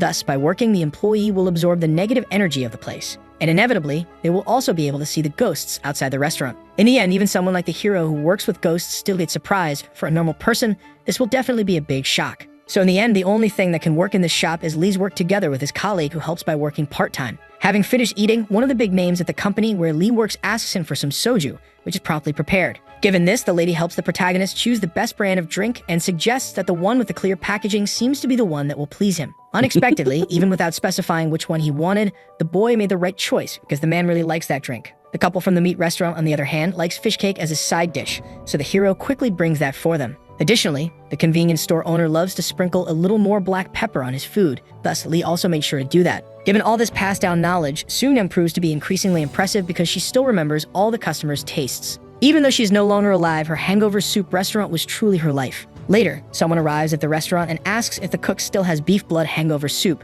but they are told that a reservation is necessary. Upon hearing this, the lady becomes very sad and asks what Ha Han-soo is doing there. It becomes clear that the man now standing before them is the lady's son, who has come along with his wife. So the hero asks the customers to sit down and says he will prepare their order because fortunately, there are still 2 bowls left for the day. Very happy for this moment, the protagonist knew this day would come, and for that reason, he had already prepared some extra bowls. During the preparation, Soo-young advises him to add a little more sugar to her son's hangover soup bowl. The hero questions if it won't be too sweet, but the lady explains that she raised the boy and knows all his tastes. Without further delay, the ordered beef blood hangover soup dish arrives along with the side dishes for the 2 customers. The first to taste it is the cook's wife, and as soon as she does, she realizes this is not an ordinary soup. Soon, Ha Han-soo also takes a bite to see for himself, but his reaction is even stronger than his wife's. The ghostly cook lady becomes worried, and the man quickly cleans out the bowl, having eaten everything. As he finishes his meal, he asks if the chef happens to know his mother. With this, the hero turns to look at the ghostly lady while trying to disguise the fact that he knows her. In any case, Ha Han-soo begins to tell the story of his mother, who was the owner of the famous hangover soup restaurant who passed away a few years ago. While listening, Lee offers the boy a drink and explains that he already knows her. For this reason, he believes it would be better if they drink and talk first before continuing the conversation. Seeing the technique of pouring drinks into the glasses, Ha Han-soo understands that the boy must really know his mother. In response, Lee explains that he learned things like the beef blood hangover soup and the stone mortar bowl from her. Given this, the wife interrupts, questioning whether the boy has any conscience because the woman's restaurant is still active, selling the same dish on the menu. However, Lee simply asks if he did something wrong, which infuriates the woman, as it is the recipe of her esteemed matriarch. She claims that there is already an original hangover soup in this neighborhood with the same recipe, but the hero questions whether it's truly the same when sold by him. This only serves to make the woman even more upset, but wisely, her husband calms her down and explains that the cook is not wrong. However, because he has done this, he knows it is not easy to maintain this routine every day. It's said that Ha Han-soo would wake up every morning to check the broth container while chopping a mountain of ingredients. While boiling the beef blood on his own, it would already be time to open the shop, and soon after, it would be time to restock, doing this every day. Inevitably, Lee sympathizes with this because he only follows this routine on weekends, and even so, he's already exhausted from the fatigue. However, one question was more pertinent than physical exhaustion, leading the hero to ask about the man's mother. He recalls that Mrs. Soo-young also made the broth by herself and never bought or used instant broth, having gone through this for nearly 50 years. Furthermore, he mentions that when he visited the shop before, there was a phrase hanging at the entrance. It said that delicious hangover soup is made with good ingredients and sincerity. But because of something as trivial as exhaustion, Ha Han-soo broke a promise he had kept all his life with his mother. To give his version of the story, the man comments that he had always been by the side of hangover soup. Whenever his mother didn't open the shop, even for a day, she would apologize to the customers who were waiting, and she never even spent a weekend with him. So finally, the man understands that he has always done this and made mistakes because he was disappointed. Given this, both the spirit of his mother and his wife go to console the boy. And at that moment, the hero reveals that he actually started selling the hangover soup to ruin the woman's children's shop. This revelation obviously shocks both of them, so Lee explains that since they disappointed the customers, he did it out of respect for Mrs. O. He then asks about the taste of the soup, and the hair cook comments that it is delicious. In this case, the protagonist asks Ha Han-soo if he believes this place can serve a better hangover soup than the other restaurant. With that, the man begins to think, and in his mind goes back a few years into the past. He remembers the day when a favor was asked of him. His mother was able to raise him and care for him without feeling ashamed thanks to the hangover soup. Thus, her last request was for her son to continue sharing the taste that she had lived her whole life for with other people. Remembering his past, Ha Han-soo returns to his normal self, and as he finishes drinking a shot and places the glass on the table, with a smile, he says that Lee won't be able to ruin them because his restaurant will soon be back. With everyone happy about how this situation unfolded, the lady's relatives leave while thanking them for the meal. And after saying goodbye to everyone, the lady herself asks for permission to speak with Chef Lee. Apparently, there's something she wants to do, so the hero explains that she can go after her son. Lee asks that if the lady is going to leave, she should visit him before departing, which isn't initially understood but will inevitably happen at the right time. With that, the two bid farewell and a peripheral view of the city. The boy hopes everything will go well. A few days later, the shop and restaurant were thoroughly cleaned and the day's lunch was already prepared. However, the next task was to clean this immense pile of dishes left at the end of each day. The boy still has to prepare for dinner, but that means he needs to finish washing the dishes while preparing the food. but thinking back, it was said that if Ba's name was called 3 times, he would immediately come to assist in a critical situation. In this case, the hero believes he should use it and quickly proceeds with a ritual calling the boy 3 times. Incredibly, he actually appears, manifesting from the shadows in front of the cook. However, at the moment he arrives, a strong headache and mental confusion are noticed, caused by the summoning. Ba is quite irritated for being called, as he taught the technique out of courtesy and didn't believe it would actually be used. Promptly, he warns that if the boy isn't busy, he'll leave, but Lee informs him that the matter is urgent and asks if his colleague has another commitment. In this case, the blonde explained that he was just watching the Hangover Soup restaurant. Apparently, the couple was very anxious, indicating that they want to show the cook the original taste of the hangover soup. Hearing this, the hero believes that everything is going according to plan and that Mrs. O will be pleased. Changing the subject, the protagonist comments that his colleague should also ascend and asks if he remembered anything, regardless of its significance. However, the assistant didn't remember anything and, in response, asked if the reason for his summoning was just for that. Then Lee denied it and said that if there's a place his companion wants to go, they should go together. But before that, he asked Ba to help him by washing some of the dishes for him. Rolling up his sleeves, the blonde says he'll help but asks if there aren't other ghosts to assist, to which the answer is that there aren't. In this case, the blonde begins to work, and returning to the subject of ascension, Lee explains that he was serious about going to the place where Ba wishes to go. With that, the boy believes they should buy a knife first and mentions that there's a good shop in the Pummel Market. After getting the new knife, the hero questions why his colleague is staring at it so intently. Then the blonde explains that it's been years since he last touched his own knife, which is a great feeling, but Lee thinks that's very sad. Without wasting time, Ba shows curiosity to see what the cook bought for himself. This is because he didn't show it even when asked, which obviously leaves the boy embarrassed. In this case, the hero recalls that his colleague was watching the Hangover Soup, and to relieve this pressure, he tries to send him back. Soon, he explains that they no longer sell hangover soup, and while dismissing his helper, the item he bought remains hidden in his pocket. Later, the protagonist continues the dinner preparations, and after chopping many ingredients, they are tossed into the frying pan. Finally, they are ready on magnificent plates, but it's still uncertain if that's enough. In this case, Lee calls out for Kim So-hee 3 times to summon her, but after calling several times, she doesn't appear. So the boy believes it's as expected, since not all ghosts come after being called 3 times. However, unexpectedly, Kim, although a bit late, actually appears in the restaurant, but she's much more terrifying than usual and also much more irritated due to the summoning. Upon seeing the girl's spirit, our hero throws himself back in fear, which only makes her more upset, as this is the reaction of her summoner. While trembling with fear, Lee thinks that anyone would be surprised to witness this and says he'd like to serve her some food. In response, the girl asks if she looks like a ghost who's crazy about food, and realizing he offended her, Lee quickly says he'll just clean up what he prepared. However, it was obvious she was just being difficult, and upon hearing this, she replied that she didn't mind eating since his apologies were sincere. In this case, the boy says he'll hurry to prepare something, but the ghost abruptly refuses. She explains that as a customer, she needs to arrive at the designated place at the designated time, and with that leaves, saying she'll return at 11 o'clock. Later, the 11 o'clock hour finally arrives, and the hero hands her a glass of drink. Tasting it, the girl realizes that the mixture of soju and beer isn't bad, and Lee smiles, saying he knew it would suit her taste. However, the girl explains that this is far from the best drink she's ever had, so curious, the protagonist asks what kind of drink that is. But mysteriously, Kim only says that the cook will have the chance to try it one day. This only makes the hero more curious, but he realizes he's getting anxious for no reason. Because he's not paying attention, he drops something on the floor, and after being alerted, he quickly picks it up. However, the girl asks why he's so distracted. In this case, Lee brings to the table the item he bought and explains that it's a gift for Kim So-hee to make up for his past mistakes. A bit embarrassed, the boy explains that it's not very expensive, but the girl thinks it's a nice gesture to apologize with a token. When she opens it, she realizes it's a norige, and Lee explains why he thought it would look good on her. Looking more closely, Kim comments that unexpectedly, it's the first time in 400 years she's received something from someone. Lee asks if that means it's the first time she's received a gift since her death. However, the girl explains that she's had a few since becoming a ghost, but they were from shamans who wanted to gain power through her. She didn't know how they knew about her, but she generally helped those who needed help and refused others for certain reasons. In any case, she explains that it's been a long time since she felt like she was communicating with people the way she is now. Having spent so much time alone, even though she's a ghost and a powerful warrior strong enough to be called upon by shamans, she's endured alone for 400 years, raising the question of what resentment she harbors that has kept her here for so long. After eating, the girl thanks him for the food and suddenly prepares to leave. To explain herself, she recalls that if she stays too long, other ghosts won't be able to come to the restaurant. However, Lee comments that he believes others will inevitably continue to come anyway. So with a smile, he asks Kim to come whenever she can, both during the day and at night. The girl leaves and observes this statement without showing any reaction. So the hero thinks he's being too forward. But before leaving, the girl accepts the offer and with a slight smile, assures him that she'll come whenever she's free. Later, in the restaurant, the group of girls from before comments on the lingering energy of the last customer, which is still present in the place after she left. They chat among themselves in a rather relaxed manner, but the hero decides to give his opinion, saying that she's not so scary to talk to. Despite this, they inform him that she's instinctively a leader, and it's like a dog can't pass in front of a lion, even if it's in a cage. In the end, not all ghosts are the same, and many of them have problems in various areas. Suddenly, another customer arrives, and the protagonist greets him in the same gentle manner as always. However, this customer wasn't normal, as he fell to his knees on the floor, making noise and knocking over a chair.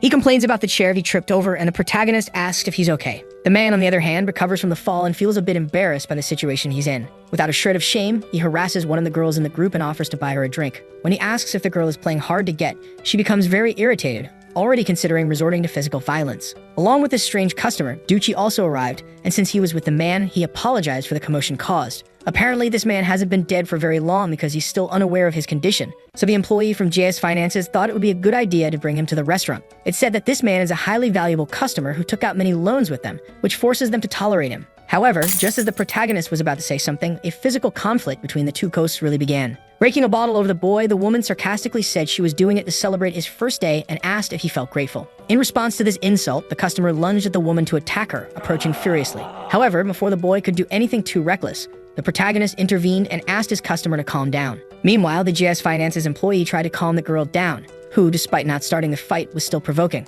After that, Ducci approached his customer and with a smile asked the chef for a glass of water to give to the boy. This only made the boy angrier, as he was being restrained by a random person, and he angrily asked if he knew who he was. In response, the JS Finances employee leaned on the chair and with a clipboard in hand said he knew him very well. This troublesome boy is Go Young-woo, the third son of the Hoyam Group, a 33-year-old man and an excellent bank customer. Initially, the boy starts boasting, but it's then revealed that his balance is -1.475 billion. Obviously, Go Young-woo questions this absurd amount, but he's told that this is his story at the bank, and the Underworld bank works differently. Hearing this, the customers are shocked by the debt amount and wonder if the boy is a serial killer to be in such a bad state. After the water arrives, an indignant Go Young asserts that he won't be fooled by a third sector financial bank he's never heard of. Ducci, in turn, asks the boy to calm down and drink the water so he can sign the document in his hands. However, believing it to be a scam, the boy throws everything in the air and questions how a low-quality bank dares to try to deceive him. The JS Finances employee, however, simply bows his head and asks the boy to take the document. But Go Young explains that he knows it's a scam because he also used to subdue people by force. With this, he believes the man in front of him isn't a banker, but rather a gangster. Nevertheless, Ducci, being on duty for his job, is beginning to lose patience with his customer. When he asks the boy to take the document, he reluctantly accepts, though he complains that the man in front of him could do it himself. Witnessing the situation, Lee comments that he's never seen Mr. Ducci so angry, and when he asked about the documents, he's informed that they are loan certificates. However, even if it's not a document signed by a millionaire debtor, the hero believes that Ducci is right to be angry given the boy's attitude. With this in mind, recalling the man's behavior and the fact that he was drunk when he died, the girl asks if the chef hasn't realized it yet. And with a laugh, she explains that the guy still doesn't know he's dead and is just discovering it now. To clarify, the JS Finances employee asks the boy to look at the contents of the loan certificate for liability due to death while driving intoxicated. Then he informs him that the boy may not remember, but he drove after drinking and when he changed lanes collided with a car coming from the opposite direction. As a result, both the other driver and he died, which means the boy has to pay the settlement amount to the other party. Upon hearing this, the man comments that he's also dead and asks what this settlement means. To illustrate, Ducci makes an analogy that the amount of water in the body represents the lifespan of a person.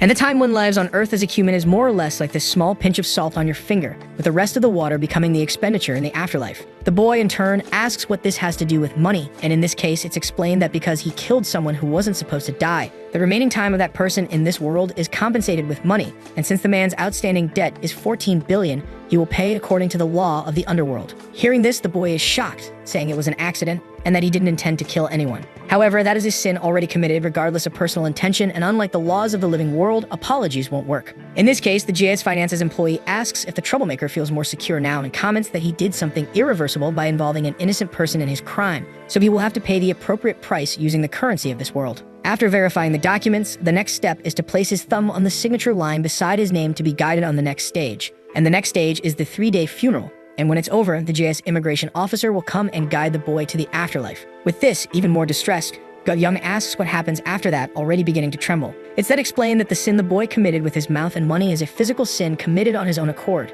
Thus, the tears shed by all those sinners will suffocate his breath, and the pain they receive will sever his limbs. At this moment, Go Young experiences a despair he has never felt before, but he had already signed the documents. With that, extending his hand, Ducci thanks him while the boy still tries to deny his reality. In response, the JS employee asks if the boy thinks it's appropriate for the guests to be present without the host. So without further delay, he calls Go Young to go straight to the funeral home. Later, outside the restaurant, the protagonist closes the establishment's gate to leave. After some time, he stands up and from a distance, Ba shouts asking it's already closed. In this case, our hero confirms it is and comments that he did a good job even without his helper, which is interpreted as a slightly sarcastic remark. Hearing this, the spirit of Mrs. Soon-young appears, striking up a conversation and is promptly greeted by the two. She explains that she was sitting next to her precious son, and he held the ladle with confidence, trying his best to cook just like he used to. With a smile, she then says she hopes the chef can come to her restaurant to eat a bowl of soup and evaluate it. The protagonist comments that it seems the lady's anger has been relieved. However, Ba disagrees, saying it's only been a few days, and in his opinion, that cook will probably give up very soon.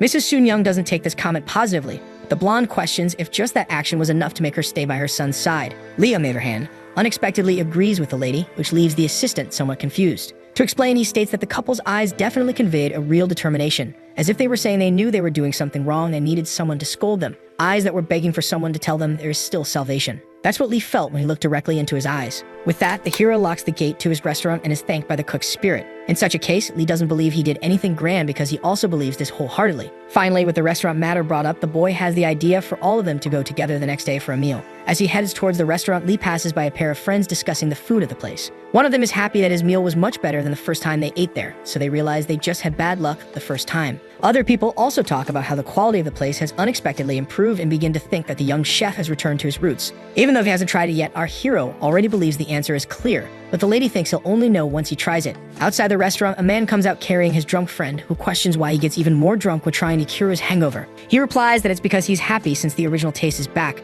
which deserves a celebration to drink until he's tired. His friend agrees and praises the chef for the food, which is getting better and better. With a much friendlier demeanor than before, the chef thanks them kindly and says that from now on, they will do their best to preserve the taste of his mother's food. Hearing this, the cook recalls memories of his past with his mother. While they ate together, she would always tell him to eat slowly despite his hunger, so he wouldn't choke. A bit embarrassed for always saying the same thing, Soon-young wondered if she should do something different to vary her son's menu. However, that boy quickly refused the suggestion and continued eating normally. That's because with a smile, he said that his mother's hangover soup was the most delicious in the world, something that has happened again in the present. After bidding farewell to those customers, the cook notices Lee near the restaurant and shouts a greeting. Promptly, our hero responds asking how the chef has been, and he explains that he's doing well thanks to the boy. With that, he invites the boy to come and eat a dish at his restaurant, and with a smile, Lee accepts, asking for a bowl of hot hangover soup. Realizing that the order is for the classic beef blood hangover soup, the cook invites the protagonist inside. He immediately begins the preparations with his wife, working with extreme focus just as they had been doing before. This makes Lee happy that everything's going well, and Mrs. O thanks the cook.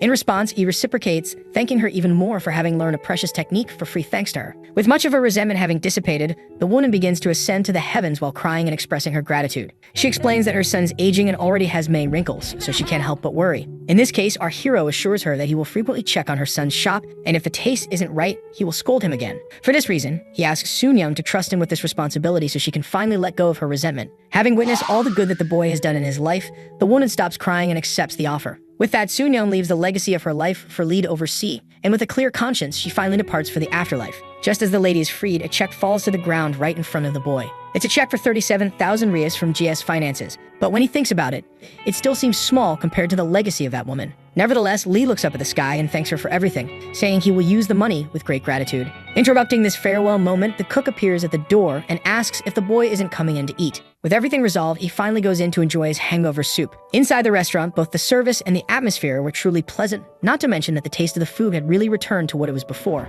Later, back at his job, the protagonist submits a report but notices some formatting errors. Fortunately, the person who received it didn't notice the problem and simply asked if there were any other questions. Relieved that he got away with it, he said there weren't any and quickly left. However, there was something he wanted to ask his superior because the office was very different from usual. At that moment, everyone was exercising, even the most sedentary ones, making the office resemble a gym. This situation impacts Lee even more than the first time he saw a ghost. While walking down the corridor, the hero encounters manager Lee and the two greet each other. Promptly, the manager asks to make a reservation for the weekend, but the boy explains that the dish has been removed from the menu. While jumping rope, the manager regrets this decision, and Lee explains that if he wants to eat the soup, he should go to the original restaurant. In this case, the manager isn't upset and decides to go to the other restaurant, trusting the cook's advice. As the manager walks through the area, Lee begins to think that being around ghosts must have started to make him hallucinate. At that moment, the other intern appears and tells the boy to move out of his way, so the hero uses this opportunity to comment on the office. In this case, the intern asks if his colleague hasn't checked the company's notice board. Without delay, Lee goes to check for himself, and upon inspecting, he realizes that there is indeed a sports event scheduled for Friday and Saturday.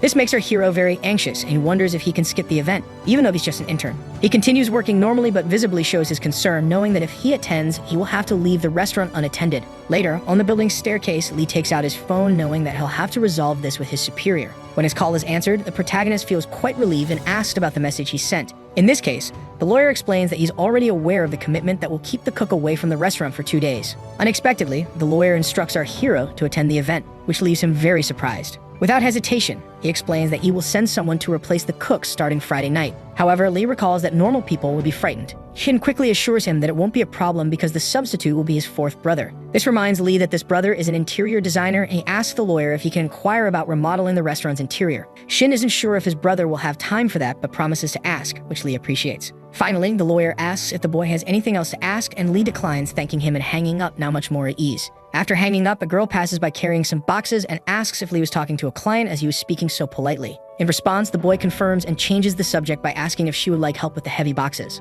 Unexpectedly, she declines, saying that carrying heavy boxes already counts as training for the upcoming sports event. This prompts Lee to comment that everyone seems to care a lot about this event, and the girl, surprised, asks if the intern isn't interested. The protagonist doesn't understand why she finds his decision so surprising. Then the girl explains that during the sports event, there is a competition to select the most popular employee, who will then be promoted to a full-time position. In this case, she advises that the best thing to do is to give his best on the day of the sports event. After learning about the motivations behind the event, the protagonist reflects on the prize. However, he realizes that he doesn't have a strong opinion about it yet, so it's better to stay quiet for now. This is because there are other interns in the office, and some might want to cause trouble or harbor feelings of envy. This is exactly the kind of thing that Dong-in is subjecting himself to. On another day in the cafeteria, a message arrives on the protagonist's phone. Upon checking, he sees it's from Shin Sujo, the man who will take care of the shop over the weekend, so Lee thanks him for the help. Fortunately, the boy mentions that he also has something to discuss regarding the interior remodeling. Lee confirms that he's aware since he requested the boy's help, and therefore asks if there's any problem with the place. Sujo explains that there isn't a problem, but that he's willing to renovate whatever the cook desires. In this case, Lee lists everything he needs, and the substitute informs him that he will proceed with the remodeling during this weekend. This news brightened the boy's day. However, inevitably, the time came to discuss the costs. Costs that, although necessary, will cost our hero a fortune. Back at the office, some people pass by Lee, and a woman mentions that he's the person they were talking about, the one who runs a restaurant and interns at the same time. In this case, the man in the group asks why he's working while already running a restaurant in Gangnam, but the woman doesn't know the answer. Nevertheless, he's determined to eat at the boy's restaurant someday, and the woman explains that he's also good at his job, though she thinks he'll quit soon. Lee, for his part, hears everything they're discussing around him and soon gets up as his shift ends. At that moment, he recalls what Donnie said about not even taking the internship seriously, so he shouldn't be proud of his temporary accomplishments. Though if he doesn't show it, he's aware of what's happening around him. The boy only pretends not to know, but the reality is quite the opposite. The company employees aren't wrong because he has to run the restaurant for 5 years, and therefore can't fully focus on his professional life. The reality is that for now, it's still too much for the protagonist to manage a restaurant. In this case, he questions why he's attending an event like this. Currently, Lee doesn't know if it's because he doesn't want to make his professor's recommendation a waste of time, or because he feels it's the only change he can experience. Moreover, he considers what the woman said about being there just to attract more regular customers. But regardless, the hero continues to follow the company employees out of the building. And upon leaving, the truth is that it always makes him feel pity for the people who work hard there. The next morning, the sports event begins, and some employees cheer for Team Sales No. 1. Meanwhile, our hero's team enthusiastically cheers for Team Export 2. Various tournaments take place, with the current one being a table tennis championship. Seeing this, Lee thinks the atmosphere is more lively than he expected, and his colleagues continue to shout. However, upon closer inspection in the middle of the tournament, he notices some children, but it was clear that they weren't alive. Although they seem to enjoy the event to some extent, the hero still wonders where these little ones came from. Thus, the hero catches the attention of manager Kang, who is currently focused on the game. To satisfy his curiosity, the hero asks if there has ever been an accident at this academy. The manager explains that there was, but it happened a long time ago. About 6 years ago, there was an accident in the event center's parking lot, so the sports day wasn't held. The parking lot was moved to the basement, but at that time, there was a parking lot right next to the auditorium. People heard that it was a car accident, and he recalls that the victims were high school students. Some of them were injured and others ended up dying, but the final verdict was that the driver wasn't at fault. This left Lee confused, so Kang explained that the place was a parking lot, and the situation at the time was recorded on the black box of a parked car. The car had its brake light on, which was clearly captured on video, meaning the driver was braking before the accident. However, even so, the car didn't stop, which is why he was considered innocent. But even after the video was released, public opinion didn't cool down, and eventually, things escalated further. After appearing in many news reports, the public demanded a trial, but the outcome remained one of innocence. That's because he was a high school teacher, and the students he hit were his own. In such a case, there is no condemnation for a person like this, who will already have to deal with the guilt of his actions for the rest of his life. Nevertheless, the manager questions why the boy is so curious about this all of a sudden, and the hero realizes he saw those children at the tournament. In a certain restaurant, the ghostly children watch longingly, wishing they could taste the food. Their desire reaches such a high level that they press their cheeks against the glass. The children are very impressed with the food, but one of their friends tells them to stop looking since they won't be able to eat it anyway. Even though they know they can't eat, the girl still wants to try it, and suddenly, our hero enters the hall with plates of food in hand. The ghosts comment among themselves that the other employees are eating on the other side and wonder if this boy is alone to come and eat in this area. Despite this affecting our hero, he still says that he brought the food for the children to eat. However, they don't understand who the boy is talking to and are quite confused, seeing that he's not accompanied by any friends. To clarify, the protagonist reiterates that he's speaking to the children and invites them to come and eat. Hearing this, they become very scared because, in theory, no one should be able to see them. This kind of reaction was normal, but the hero was already used to it, and naturally, he called them to eat once more. With that, the children gradually lost their fear, and as they approached, they really started to eat, even though it was only the soul of the food. From a distance, the hero watches this and asks the children if the food is good. However, one of the children, though grateful, explains that it actually isn't because it only fills their bellies. It's said that ghosts can only eat the soul of food outside the ghost restaurant, which makes sense why there's no taste at all. In this case, Lee asked if they had ever heard of a restaurant where ghosts could eat delicious meals, and they became intrigued by this. The protagonist then confirmed that this place truly exists and was surprised that other ghosts hadn't told them about it. In response, the little girl explained that they've never encountered any other ghosts in this place besides themselves. She also mentioned that they can't leave, which made the hero think that these children might be the poltergeist type. Regardless, the children remember that this man can see them, and one of them asks if he's a shaman, as well as why he gave them food. In this case, Lee explains that his job is to feed ghosts, but they don't believe him because they saw that he works in an office. Despite this, the oldest of them still believes that, although it's strange, the man is probably not someone with bad intentions.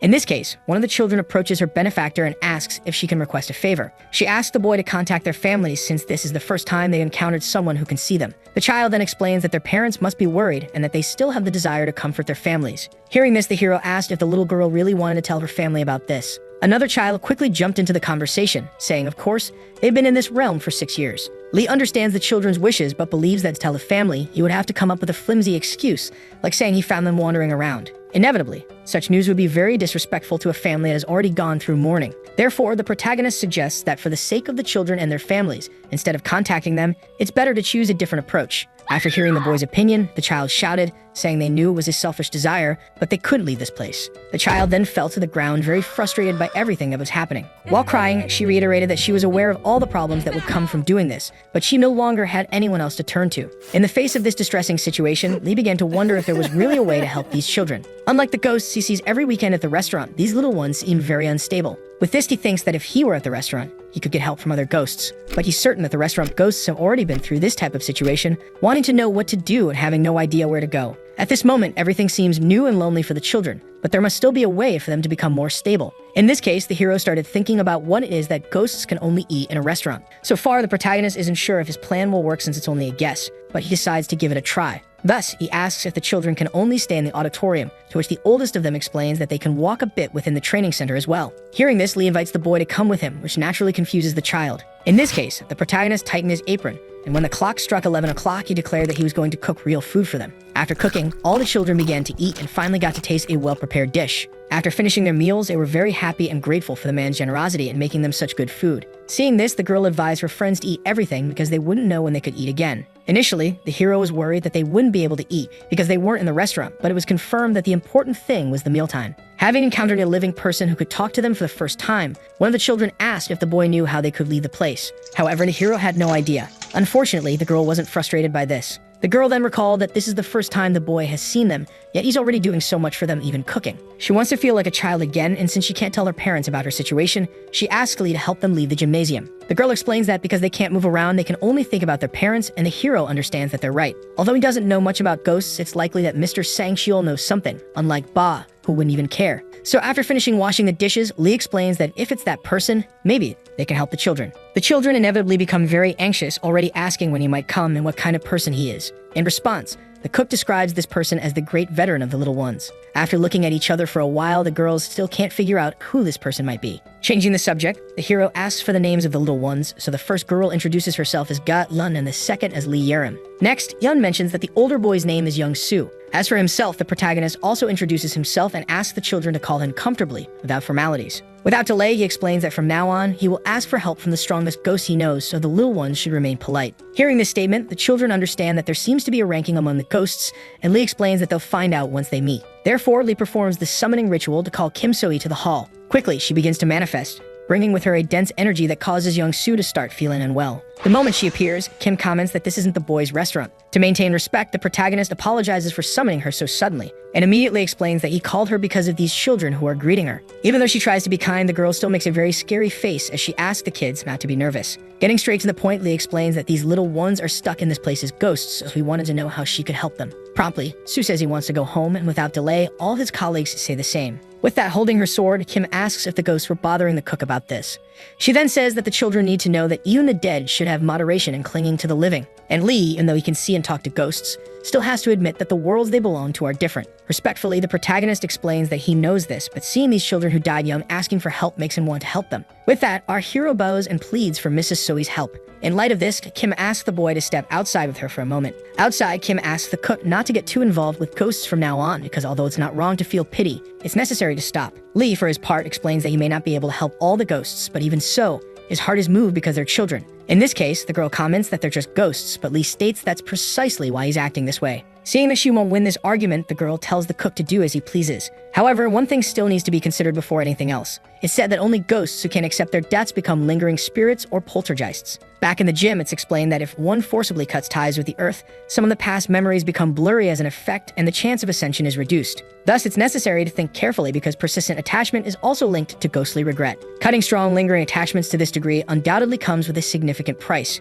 However, the kids still want to leave more than anything. Emma also wants to be released as soon as possible, even though she doesn't yet know what her regret is. Sue, for his part, is happy to be heading in the same direction as his friend, and the hero watches their conversation from afar. In this case, he promptly goes to the boy and takes him to a distant spot. Upon reaching a slightly more secluded area, the protagonist says that the boy seems to already know what his lingering feelings are. With that, he asks for it to be resolved now, and Sue feels quite embarrassed for showing it. Feeling very ashamed, he asks if it's that obvious, and to comfort him, Lee comments that he's probably the only one who knows. To give context to the story, Sue explains that he's been friends with Yerim since elementary school and that during high school, he liked the girl. But he couldn't confess it because he didn't believe they could remain friends after making such a move. Then that damned accident happened, and when the car arrived, Sue and the other children couldn't move because they were scared and frozen. The boy tries to help avoid this, but the effect wasn't good at all. Upon hearing this story, Lee consoled the boy, saying that he did his best. And do explain that in the end, as he watched the car approaching and about to hit the children, he had the thought that he should have confessed his feelings. However, he questions what will happen to his friends if he ascends right now.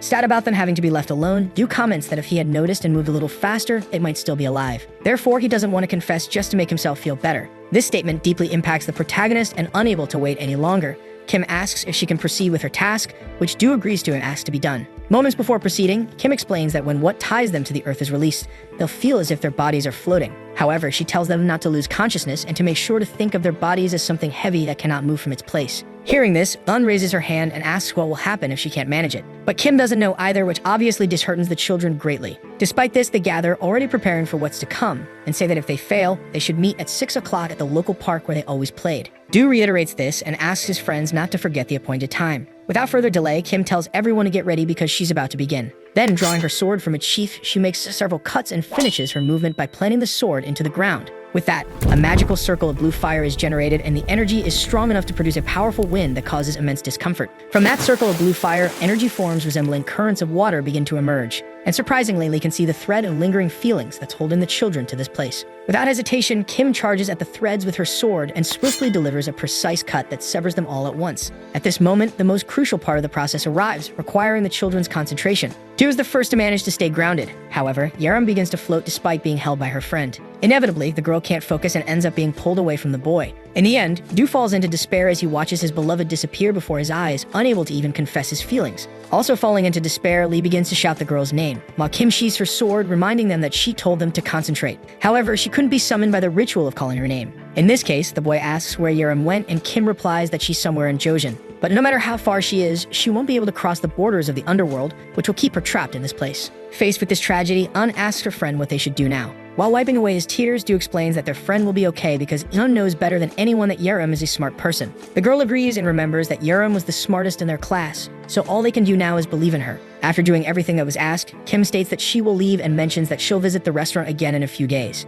However, at this moment, Lee is suffering from what the children are going through, starting to feel a sense of guilt. Later, the time comes to announce the most popular intern in the sports competition, which ends up being Moon Sia. And after what happened the previous day, Yerum's disappearance continues to haunt the protagonist's mind. Although it was the three's will to free themselves from their earthly attachments, no one could have predicted a future that would be destroyed in this way. Lee, in turn, questions what he would have done differently, whether he should have approached those children from the perspective of a living person, or if he should have treated them as the owner of a restaurant that sits on the border between life and death. The manager notices Lee's depressive mood and tries to comfort him, saying that even though he didn't get the position, it was still good that he participated. However, the boy becomes increasingly depressed, and Kang is surprised because he didn't know the intern wanted to be hired so badly. In light of this, he continues to console him, saying that everything will be okay, and because he can't explain his true motivation, Lee simply thanks him. Later, back at the restaurant, Bob is surprised by what happened and comments that he was already wondering when he saw the hero so down. Lee, for his part, still can't understand why Yerum didn't appear even after calling her 3 times. With that, Ba comments that he believes Yerum still hasn't learned, which intrigues the protagonist, prompting him to ask if it's necessary to learn in order to be summoned. In response, the blonde explains that when a person dies and becomes a ghost, they're not much different from a newborn. The common sense one has in life no longer applies, so they must learn to live as a ghost step by step, usually with the help of another ghost. However, typically, virgin ghosts tend to behave as such, and the same happens with solitary ghosts, who tend to remain that way due to their energy. But somehow, there's a connection between the two, which is why it wouldn't be easy to approach them even if other ghosts were around. However, although it was an unexpected adventure, the blonde actually sees all of this as a happy twist of fate. He explains that it's unfortunate that they're separated from their friends, but if Lee hadn't appeared there, they would have remained trapped forever. In this way, he explains that it's not as if they'll never see Yerum again, and that through this opportunity they can learn what's necessary to reincarnate. Even so, Lee still isn't sure how to feel, and Ba, despite his attempt to console him, can see the cook's confused expression without even looking directly at him. At this moment, an agonizing pain takes over our hero's body as he tries to endure it. This is because the ghost doctor is performing acupuncture on his back to release the tension caused by the sports event exercises. His childhood friend, in turn, invites himself to play next time, but since he doesn't have a physical body, it wouldn't help. In response, the boy says he can possess the hero to play in his place.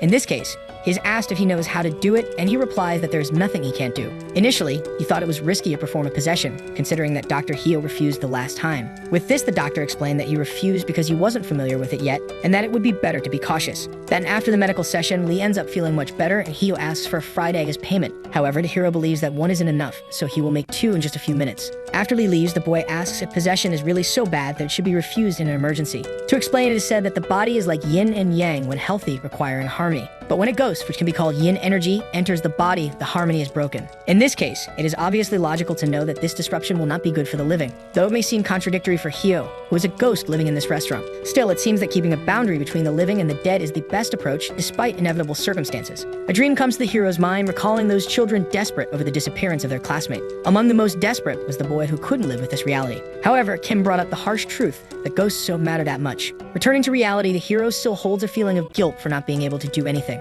While cooking, Ba asks the protagonist to find some free time this Saturday because there is a place where Lee should go with him. In this case, Lee understands that his colleague wants to buy another knife, but this is denied. Soon, he explains that he actually wants to go to Wunamjiang, the restaurant Young Su frequented when he was alive. A bit embarrassed, Ba explains that he heard the owner hasn't been feeling well lately. Anyway, he believes that his request isn't too much. But the protagonist didn't need convincing because he would go willingly even without knowing the reason. In this case, Ba asks the doctor to go along to possess him and thus check the owner's condition. Later, they arrive at the place and Lee is impressed that his colleague worked at such a fancy restaurant. And at the moment they enter the place, everyone starts to feel a strange energy. Quickly, people wanted excuses to leave, which leaves the protagonist very confused. In such a case, the hero remembers that Mrs. Soi will come, and Ba scolds him because things like this should be said in advance. Anyway, the boy asks the chef to find some time for them to go this Saturday. In the end, everyone ran out and Lee couldn't get used to it, no matter how many times he saw it. After a bit of waiting, the girl's spirit finally begins to materialize and our hero is happy about the customer's arrival. Kim asks if it's okay to greet her in front of the restaurant and Lee apologizes, already asking what her order would be. In this case, the girl explains that she wants to eat the fried chicken feet that Bakre used to make for her.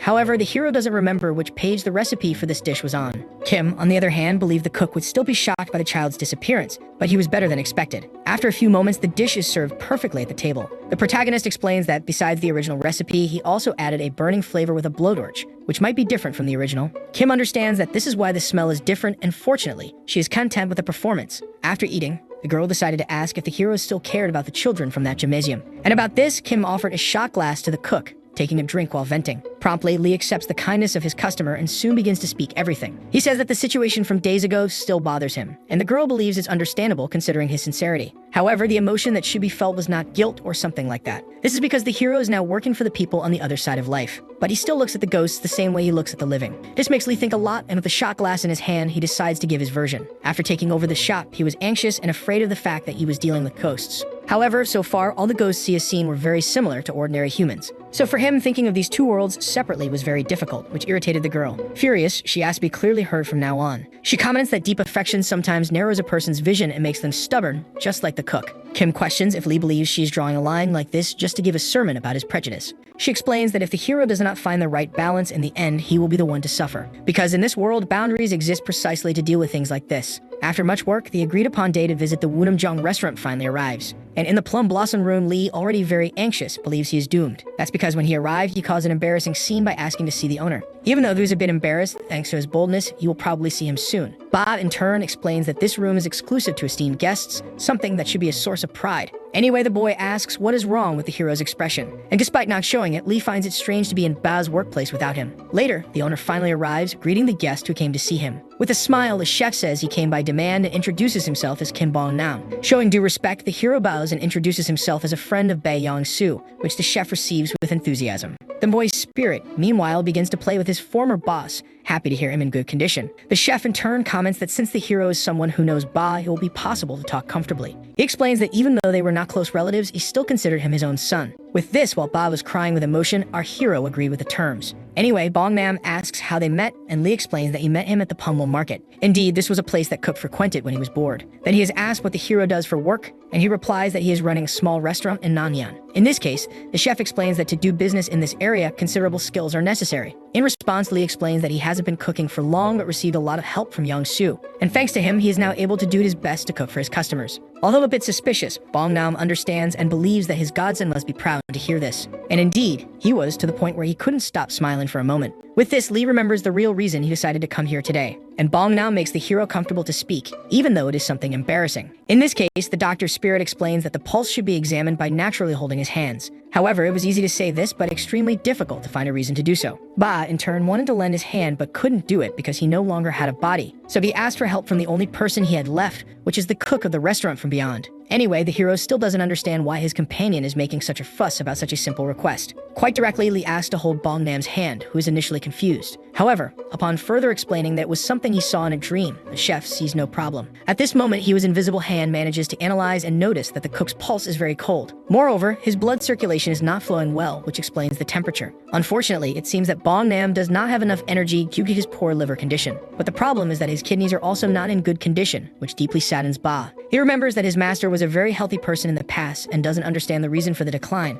Once again, quite boldly, going straight to the point, Lee asks when was the last time the chef had a checkup. He replies that it has been a long time and therefore asks the reason for the question. In response, even though the man might not believe him, Lee explains that Bong-nam is probably having problems with his liver and kidneys. In this case, Bong-nam asks if the boy also studied medicine because he speaks with a good understanding just by examining the pulse. Anyway, Lee simply asks the man to visit the doctor and see his situation for himself. Doing this didn't bring any benefit to the hero, but he couldn't leave his friend alone with such a sad expression. To explain, Lee comments that he believes Young-soo appeared in his dream for this purpose, and for this reason, he reiterates the need for the chef to go to the doctor to seek treatment. Lee is now someone who can easily reach out the hand that ghosts so desperately wish to touch. And just like in his previous experiences, he must use this to connect places that can never be crossed. Most likely, he believes this is what he should do for the side that Mrs. Soe mentioned. With this, Bong-nam gives in and states that he will get a checkup soon, which makes everyone very happy. However, he explains that he will do this only if Lee does him a favor. So the hero agrees and says he will do anything as long as it's not about money. Yet Bong-nam shows no expression about this, and the protagonist starts to understand he's gotten himself into trouble. Going through a lot of suffering, our hero laments that he shouldn't have said anything. And acting like his boss, Bong-nam declares it's lunchtime. Therefore, the protagonist needs to make kimbap for lunch while being supervised by everyone. He believes this should be hard to do, but he is getting increasingly anxious.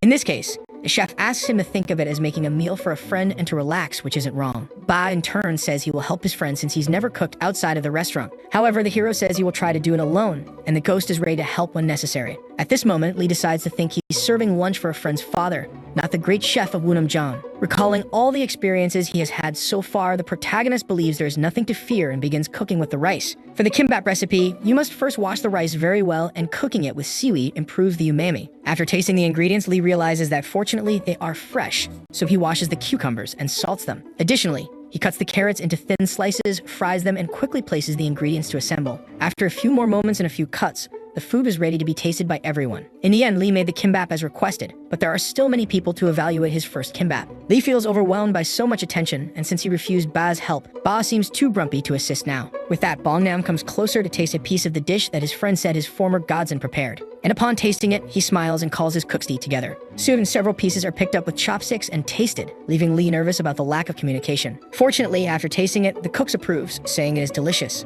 One of them says the rice's cooking measure was perfect and the ingredients were also seasoned precisely. However, the most important thing was that the ingredients were properly positioned in the center. With this, Ba congratulated the hero for passing the test, and Lee doesn't understand what test this is. Then it is explained that even though it seems simple, kimbap is still a fundamental dish in Korean cuisine. It requires delicate preparation and precise knife work with different ingredients and seasonings. Additionally, there is also an aesthetic composition, and that is why whenever a new recruit arrives, the master has them make this dish to test them. After eating, Bongnam returns to the kitchen and invites Lee to eat a bowl of noodles that is already prepared as a reward. And soon, the two begin to enjoy the dish together, but it was too delicious. Even though it was made quickly and simply, the dish still lived up to the name of the true taste of unimjang. Bongnam, in turn, doesn't speak so highly of his dish, but Lee doesn't stop praising it. Changing the subject, the chef apologizes for the inconvenience of asking the hero to cook. And indeed, Anne affected Lee a bit since he had never done it before. Apologies are once again made, and the chef explains that he needed to test the culinary skills of his godson's friend. Bongnam says that knowing Lee runs a restaurant on his own reminded him of the old days, and that's why he thought of helping. Because a friend of someone who is like a son to him deserves at least a photo to hang in his shop. In this case, Lee understands what is being proposed, a poster in his shop with the chef's approval, which could attract customers. However, the chef explains that after tasting the boy's dish, his thoughts have completely changed. Because although it may not be perfect, Bongnam can feel the time and effort invested in the research to improve his cooking. He explains that for someone who is already finding their own path, help can sometimes be harmful. And with that, the chef comments that our hero does not need his help now. So all he can do now is make himself available to help Lee whenever he has difficulties with cooking. And when asked, Bongnam will take care of Lee as his senior chef before being a friend's father. Following this speech, Lee calls Ba, and the boy quickly comes over to check. Then, extremely moved, the hero states that the chef is an incredible person, making the boy proud. One of the cooks, in turn, approaches, hugging Lee for being the restaurant's guest of honor. At first, everyone thought the boy was an apprentice because of the dish he made, but now everyone understands the hero's worth. Furthermore, one of them suggests that Lee leave his restaurant to become an apprentice at theirs. All of this creates a very friendly atmosphere, and for Ba, the nostalgic feeling is what is most lingering. In the end, Lee managed to make the boy's day by bringing his old colleagues together in such a pleasant moment. In another area, a car drives at speed through a forest, but when it passes over a rock, it shakes all over. Due to the low resistance of the suspension, this causes the hero to wake up from his sleep. Upon waking up, he apologizes for having dozed off, and the driver has no problem with it. Anyway, he remembers that he made some plans for a trip after eating and talking at Unimjang. However, now they are far from civilization, on a road in the mountains. Bongnam, however, hadn't told him anything about this, and the situation started to get tense for Lee. Apologizing again, the hero asks where they are going, and the chef explains they are going for that checkup. He recalls that the protagonist was desperately begging, so a reservation was made in a hurry for the same day. However, Lee asked why he was going along, and Bongnam replied by recalling the dream the boy had. In his view, it would be beneficial if he confirmed his suspicions, and soon the two arrived at the place. However, this was not a very common place in medicine, as it was a temple in the forest. Definitely, this is the biggest temple Lee knows, so he is glad he didn't bring Bae-young-soo along. That's because the boy definitely wouldn't be able to enter, being expelled by the gate of the four heavenly kings. In the end, despite the path being complicated, the two arrived safely, and the chef explains that he comes here often because it's the site of Ba's tomb. Moreover, this is a place where he can see his deceased and also receive medical treatment. Bongnam, in turn, believes that the hero should say hello first. The protagonist asks if they shouldn't go together, and the chef explains that he has to go somewhere else first. With that, he points to the building where the tomb is and says that the boy will love it when he knows his friend is here. When they look at the gravestones, it makes them believe that Ba is really dead. In this case, Lee thinks he should have asked more about Ba on the way so he could find something to help him. In fact, after arriving at the gravestone building and carefully examining all the funeral places, Lee realizes he can't find the memorial stone of Yang-soo among them. Therefore, the protagonist believes he is in trouble because he can't read Hanja, which are Chinese characters. Then a person indicates that the memorial stone on the left belongs to Mr. Bai Yang-soo, and the hero thanks them. This person is a monk who greets the boy with his traditional methods. The monk, in turn, comments that the man in front of him must be the one who does good deeds. And despite trying to deny it, the monk asks if he is not the hero who feeds the hungry, to which Lee, somewhat distressed, does not lie. Anyway, the scholar asks how the boy's work is going, and understanding that this man recognizes him, the hero comments that he must already know what he is doing. Then the monk affirms again, as he said before, that the boy does the work of providing meals to those who are hungry. Therefore, he directly asks if Lee is the man who is working in the restaurant of the afterlife. Quite scared, the hero asks how the man knows this, and he replies that this is what they call an inexplicable connection. Suddenly, the chef arrives at the scene, happy to see the monk there. He then introduces the man to the hero, saying he is Dae-yeon, someone who, besides being a monk, is a prominent figure in Korean medicine. Thus, the monk introduces himself in his own words and asks why the boy came along. In this case, the hero explains that he regretted not being able to say goodbye to his friend on his last journey. Upon hearing this, the monk understands and apologizes for interrupting this moment of reunion. Anyway, the protagonist says he is already done, so the two can talk comfortably. Changing the subject, Dae-yeon believes it's likely that Bong-nam has come to deal with health issues. In light of this, the monk asks if Lee would like to join them for a cup of tea. This is because he believes that the whole diagnosis will trigger a long and laborious story. Later, at the designated place, Lee begins to take off his shoes to enter the residence. Thinking further, he understands that the monk worked as an Oriental doctor before converting to Buddhism, but is still strange for him to have knowledge about the restaurant of the afterlife. In this case, the hero wonders if he is powerful enough to see things that normal people cannot see. After finishing the examination, it is confirmed that the chef's kidneys and liver are not in good condition, exactly as the boy said. For some reason, Bong-nam had been thinking he was a bit more tired than usual. Then the monk explains that this is the sign of his body crying out for help. Anyway, he is asked how long the treatment will take, and it is said that he will need to be treated 2 days a week. Upon hearing this, Bong-nam is happy it isn't too much time, but Dae-yeon says he isn't sure and his chef apologizes for jumping to conclusions. It is then said that for 2 days every week, the chef should come there, and he should do acupuncture until he feels better. However, this idea was not exciting. That's because the acupuncture would be done with a long needle, which inevitably made the chef go through many uncomfortable days. Lying in his bed, the cook rests, and Lee receives a call from Taekwang Trading Company. He answers, and the company's employee apologizes for calling during the holidays, introducing himself as Soo-hong from HR. To get straight to the main point, he heard about the restaurant run by the boy, and when asked where he heard about it, he explained that manager Choi recommended it with high praise. For this reason, Soo-hong wants to make a reservation for 4 people this Saturday, and Lee accepts while being pestered by dogs. Finally, the boy asks Lee to be there at 12:30 and prepare a menu for Chinese clients. With this, the hero agrees and hopes the clients enjoy their meal later, ending the call. Returning to normal, the hero approaches the monk and asks how the master's condition is. Dae-yeon explains that he will sleep for a bit, but is in normal condition. Sitting beside the man, Lee thinks he really wants to ask about the restaurant of the afterlife. And taking the initiative, the monk offers a drink, which the protagonist accepts without problems. After gathering his courage, he asks how the monk knows about the restaurant of the afterlife. In response, Dae-yeon recalls that when he was young, he had many encounters with the afterlife. In this case, Lee asks if the man has ever been to his restaurant under Mrs. Bok-rae's management. However, the monk denied it, saying he visited one in a different region, which left Lee surprised because he thought there was only one. To be more specific, Dae-yeon says there are many regions that serve meals to departed souls, with at least 9 throughout the country. In any case, the hero understands that there are many ghosts in the world, so it wouldn't make sense to have only one restaurant. Moreover, there are similar places in other countries, so after the explanation, the monk asks if his doubts have been cleared. However, the hero still has one more question, which is how he knew he was running such a restaurant. In response, Dae-yeon says he just knew by looking like a supernatural power. However, he decides to keep the other various details a secret.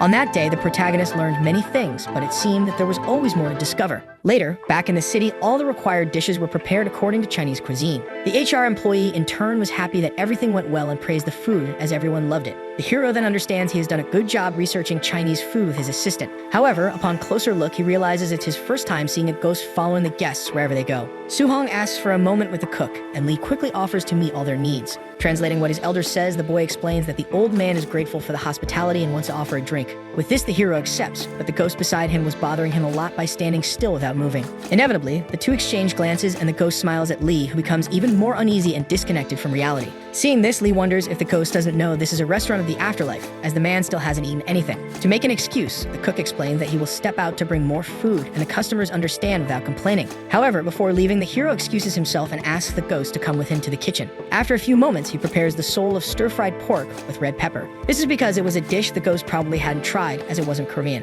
Without delay, the man gladly accepts, and Lee understands that he can communicate even without speaking Chinese. After eating, the ghost introduces himself as Wang Kang-jun and says it is a pleasure to meet Lee. The hero, in turn, reciprocates and explains that it is his first time meeting a Chinese ghost. Since it's difficult for souls to go abroad, Kang-jun explains that he just followed those who were close to him. In this case, Lee asks, startled, if the boy is actually the guardian spirit of the old man, Wan Noya. In response, Kang-jun isn't sure if he is a guardian spirit, but comments that the man is his younger brother. This causes even more astonishment because with his appearance being the older brother indicates that the ghost is already over 50 years old. And being a soul, it was inevitable that he had been alone for a long time. In such a case, Lee asks if the boy stays out of concern, but Kang-jun can't answer precisely. However, even the Reaper had already told him that he couldn't ascend to the heavens due to his lingering feelings. Seeing this, the hero asks if lingering concerns really last that long, and he questions if perhaps the ghost doesn't remember anything else from his life. Then, in response, Kang-jun explains that even his remaining memories are becoming blurry. This was definitely a situation similar to Yerim's with her friends. So to change this situation, Lee asked if there was anything else the boy would like to eat.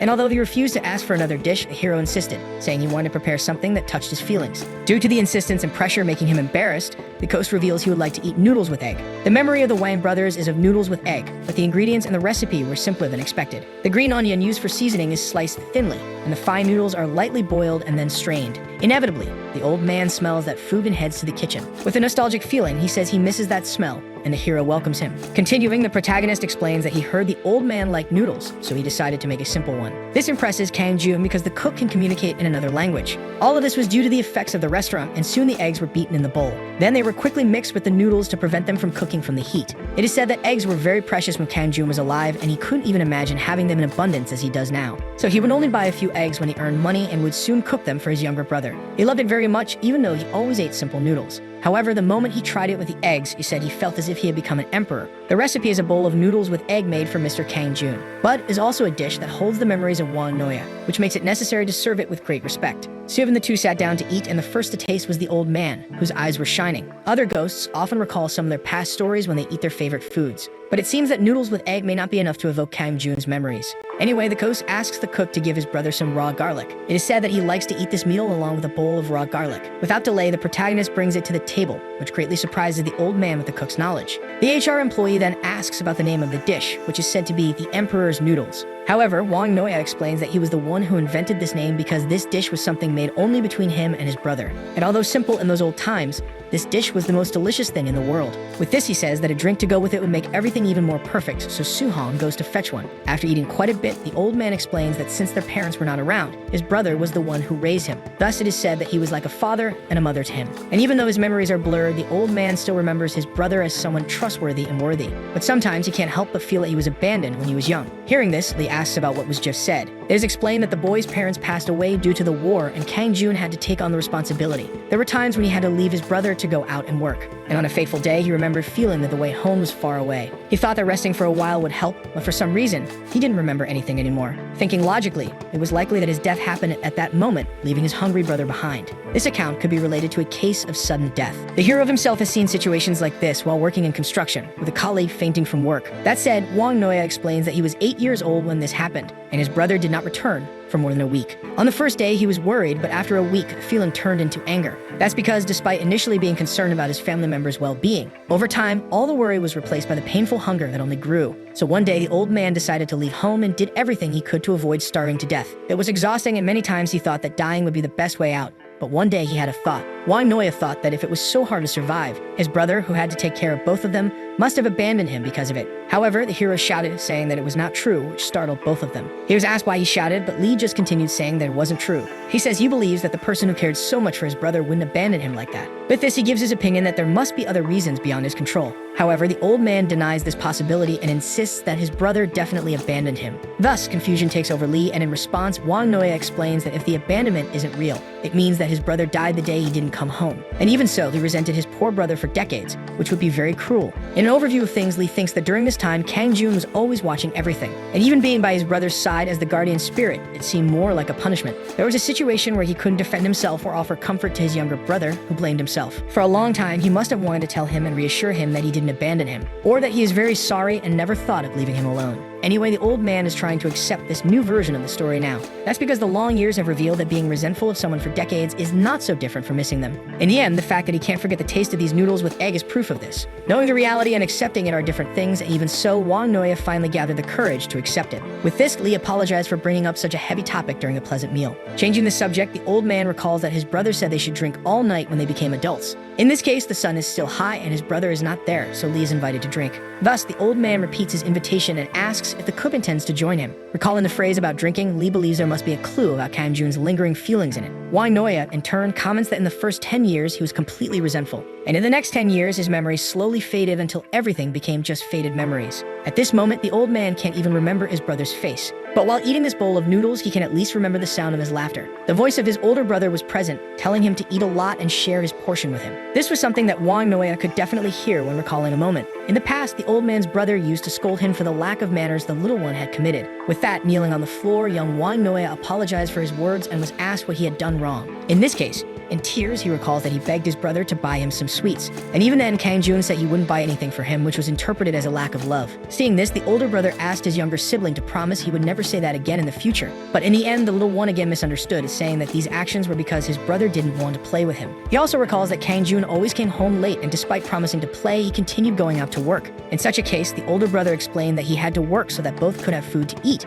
even though he truly had little time. Yet even so, when he came home, he had to hear such painful things. Anyway, tugging at his shirt, Wang Noya told him he was hungry. Naturally, he explains that he was patiently waiting to eat with his brother, even though he was hungry. And that was enough to make Kang Joon happy again, so he went on to prepare the beloved noodles with egg. After the dishes were served, Wang Noya noticed that his brother was drinking something alone. However, the older brother explained that it was something only adults could drink. But that explanation was not enough to convince a child to the point of losing interest. So Kang Joon promised that the day his younger brother became an adult, the two would drink together until dawn. And to ensure the statement wasn't just an empty, meaningless promise, Wang Noya suggested that they make a pinky promise, which they did that day. As much as the boy was both the father and an older brother to the little one, he believes he should have given him more. However, because of a few coins, he ended up making his younger brother feel lonely. It is said that the older brother always made empty promises to his brother and didn't even manage to keep a single one. In the end, he believes he was a burden to his relative his entire life, not deserving to be remembered by him. Seeing this, Lee becomes increasingly depressed, and Wang Noya fills the last glass. And before drinking, the old man says he wants to make a promise to his brother who is gone. He vows that on the day they meet again, he will make him the emperor's noodles. The old man's brother was always bad at keeping his promises, so this will be one that will be fulfilled. However, at the moment the glass was handed over, the hero gave it to the ghost. It was a fact that this moment did not belong to him but to Kang Joon, as his brother had already forgiven him. With this might be the last chance to fulfill his old promise to the old man.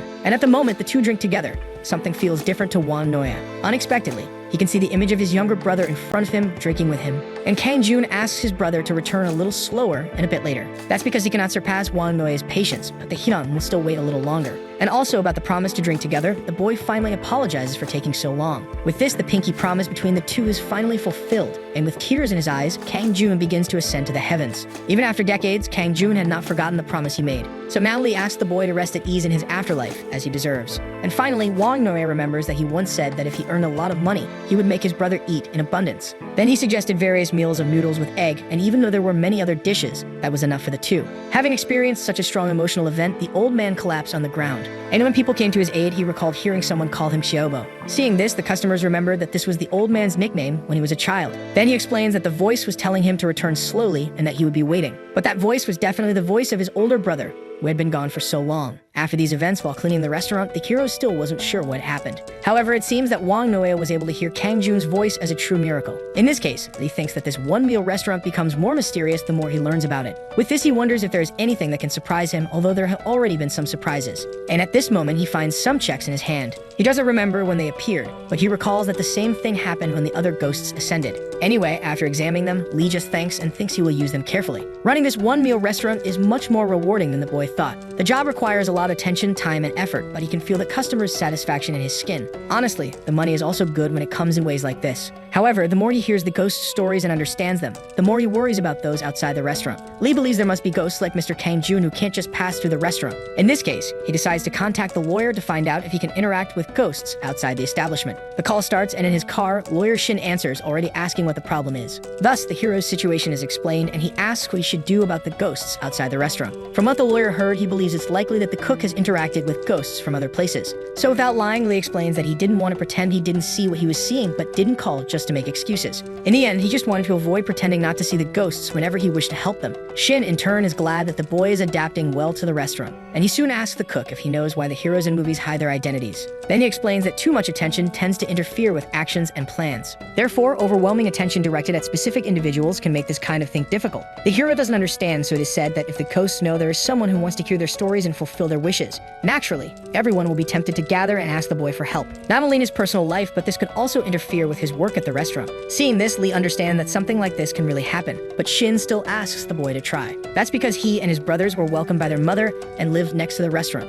Until now, they all saw more ghosts and heard more stories than the hero has encountered. Obviously, the brothers' reactions were all different, with some listening and others trying to solve the problems. In this case, for now, the boy was asked to follow his heart, because all the warnings were just the lawyer's concerns being expressed. However, he is told not to forget that those the cook is dealing with are not ordinary living people. Thus, the hero explains that he is not someone so extreme, and at that moment, the call is disconnected. Lee didn't quite understand this abruptness, but the lawyer was in traffic. Anyway, Matt was decided that he could follow his heart despite the warnings. In the end, they are all ghosts, but Lee will still do his best to understand their stories and emotions. At least once, the protagonist decides to try to do things his way. After all, he is the owner of this restaurant, and even if he makes a mistake, Shin assured him that he would unfortunately cover for it. In Seoul, Gangnam-gu in the Nanyang-dong district, at 7:10 in the evening, when a busy day begins to wind down, Lee Kang-jin, 28 years old, is on his way back to the one-meal restaurant to start the activities. However, upon arriving there was a person, even though it was not a time to expect customers. Anyway, a boy does not understand who could be hungry at such an early hour. However, the figure seemed too familiar because it was Master Bong Nam.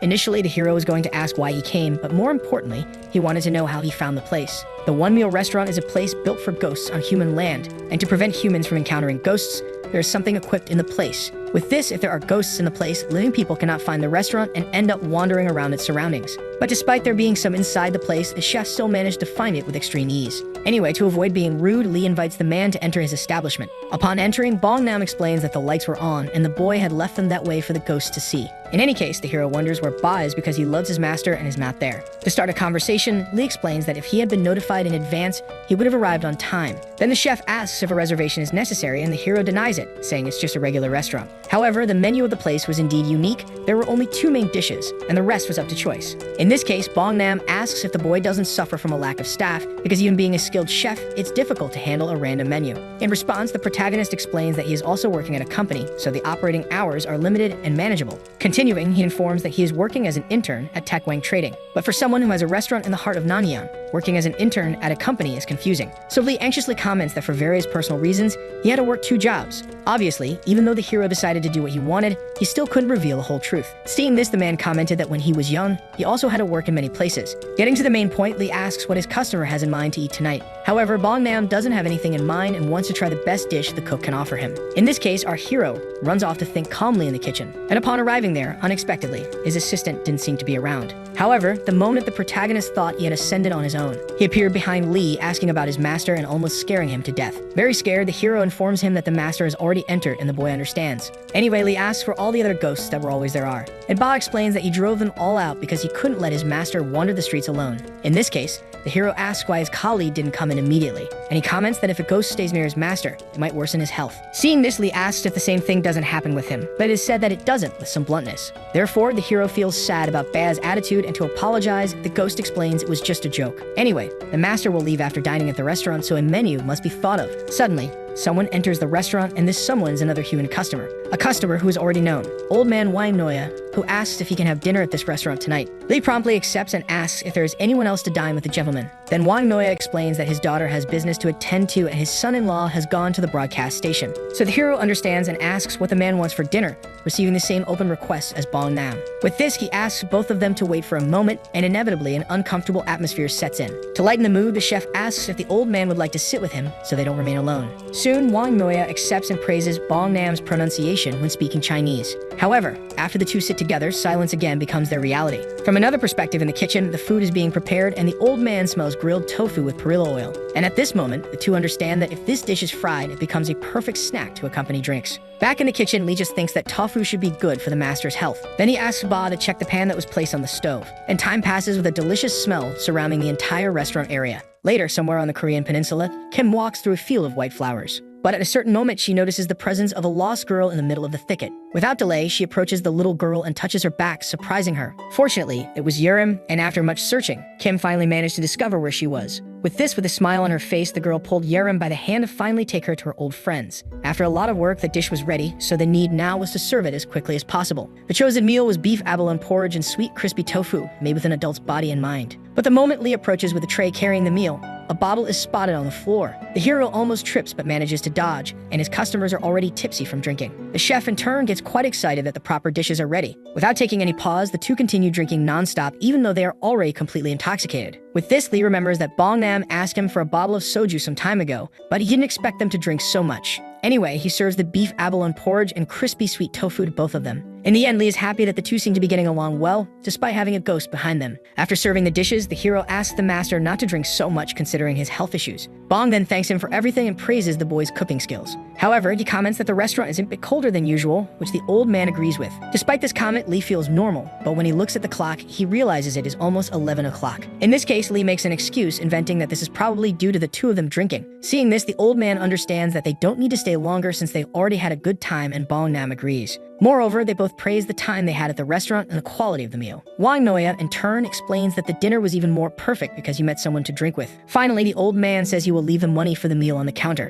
and the chef does the same, but also leaves a welcome gift for his dear friend. Lee tries to say that none of this is necessary, but the chef explains that the price is sometimes determined by the customer. Additionally, he says the gift is a drink produced annually at Wunamjang, and since Lee is a cook, he brought it for him to taste. As he leaves the restaurant, the chef asks if his new friend called a taxi, and the man says his son-in-law would pick him up. Lee, in turn, just says goodbye to the two, and finally, the gentlemen leave in a very pleasant atmosphere. With this, the boy is happy that the two have become so close, and Ba begins to cry at such a beautiful scene. To tease his friend, the hero asks if the blonde is jealous, and Ba denies it, leading to a playful argument between the two. After a few moments, the assistant's greatest fear started approaching the restaurant. Lee notices the change in his colleague's behavior and asks the reason for it. Then Ba explains that the ghostly maiden boss will arrive in about 2 minutes. However, it is not yet time to open, and that's why the blonde becomes increasingly confused. Anyway, since all the ingredients are prepared, Ba asks to be called after Kim leaves, and he quickly runs out of the place, leaving Lee alone to greet her. As expected, Kim arrives, but the footsteps indicate the presence of another person. Naturally, Lee welcomes them properly, and the guest is revealed to be the lost girl, Yerim. With this, the hero is very happy and starts to examine the girl up close, making her ask if something is wrong. And obviously there was, because during all this time, the protagonist was extremely worried. Lee cried because all this time he thought it was his fault, and from afar, Kim disapproved of this behavior. She had told Lee to make distinctions and not give his heart to ghosts, but the girl had already given up on stopping him. 10 minutes later, after much crying, Lee brings some glasses to the table and asks how the two got together. In response, Kim explains that she brought the girl there, so Lee asks where the girl ended up. Incredibly, she replies that she ended up in North Korea. Naturally, she was also surprised because besides the abandoned house, all she could see were mountains and fields. So she was walking in the direction she thought was south, and the night before, Kim found her. Lee, in turn, asks if Kim has been looking for Yerim all this time, and she replies yes. In this case, the hero thanks her and asks to repay her for this favor in some way. Since she is a simple woman, she says she will accept gratitude in the form of a meal. Before anything else, the protagonist asks for patience as he will serve the drinks first. Yerim also hadn't eaten anything, and since Kim brought her there, she expects the cook to feed her. Obviously, Lee takes on this commitment, and to repay Kim, he thinks he can't just serve a simple soju. But fortunately, there was a drink he had received a little while ago that would be perfect for this moment.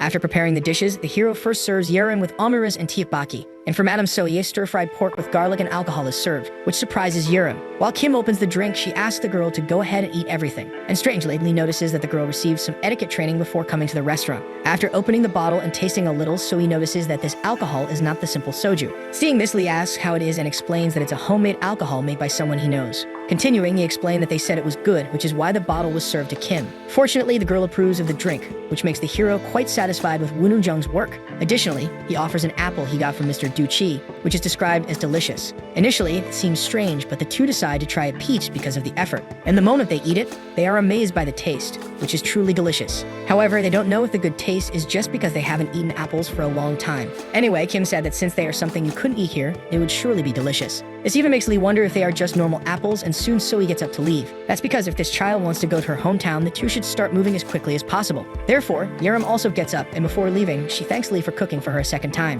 She explained that the ramen made at the retreat was great, but eating at the restaurant was even better. With this, she promises that next time she will bring her friends so that they all can enjoy it together. And with a smile, Lee says he is looking forward to that day. Finally, the farewell gives the cook a great sense of satisfaction. After the girls leave, the hero thinks about it a little and believes that young Sue will really like this. Later at the restaurant, all customers are served with attention and quality. One of them asks if the cook forgot that he ordered an egg roll, and Lee promptly goes to prepare it. Ba, however, was thoughtful about this order, and Lee brought his assistant back to reality as he was daydreaming. In response, the blonde pointed out that the restaurant was emptier than usual. However, the comment isn't initially understood since the restaurant is completely full. But among the tables, one was empty, precisely the one that belonged to Chil Hyung, who has been missing for days. After the end of the shift, Lee tried to test this by attempting to summon Choi Ho Chil from the rooftop, but no one came. In this case, Ba thinks it's relevant to suggest that the ghost might be working. Naturally, it is questioned what kind of work this would be, and the board comments that ghosts are also busy. However, for the assistant, watching people was an occupation, which obviously didn't make much sense. As a last resort, Boss suggests that the boy might have ascended. And even though only 2 weeks have passed, there is no fixed time for ascension. Seeing this, Lee thought that in the past, he would have been nervous not to see his old friend anymore. But after all the lectures he received, the boy managed to maintain a calmer demeanor. Anyway, the hero says there shouldn't be a way to know if the boy ascended to heaven or not.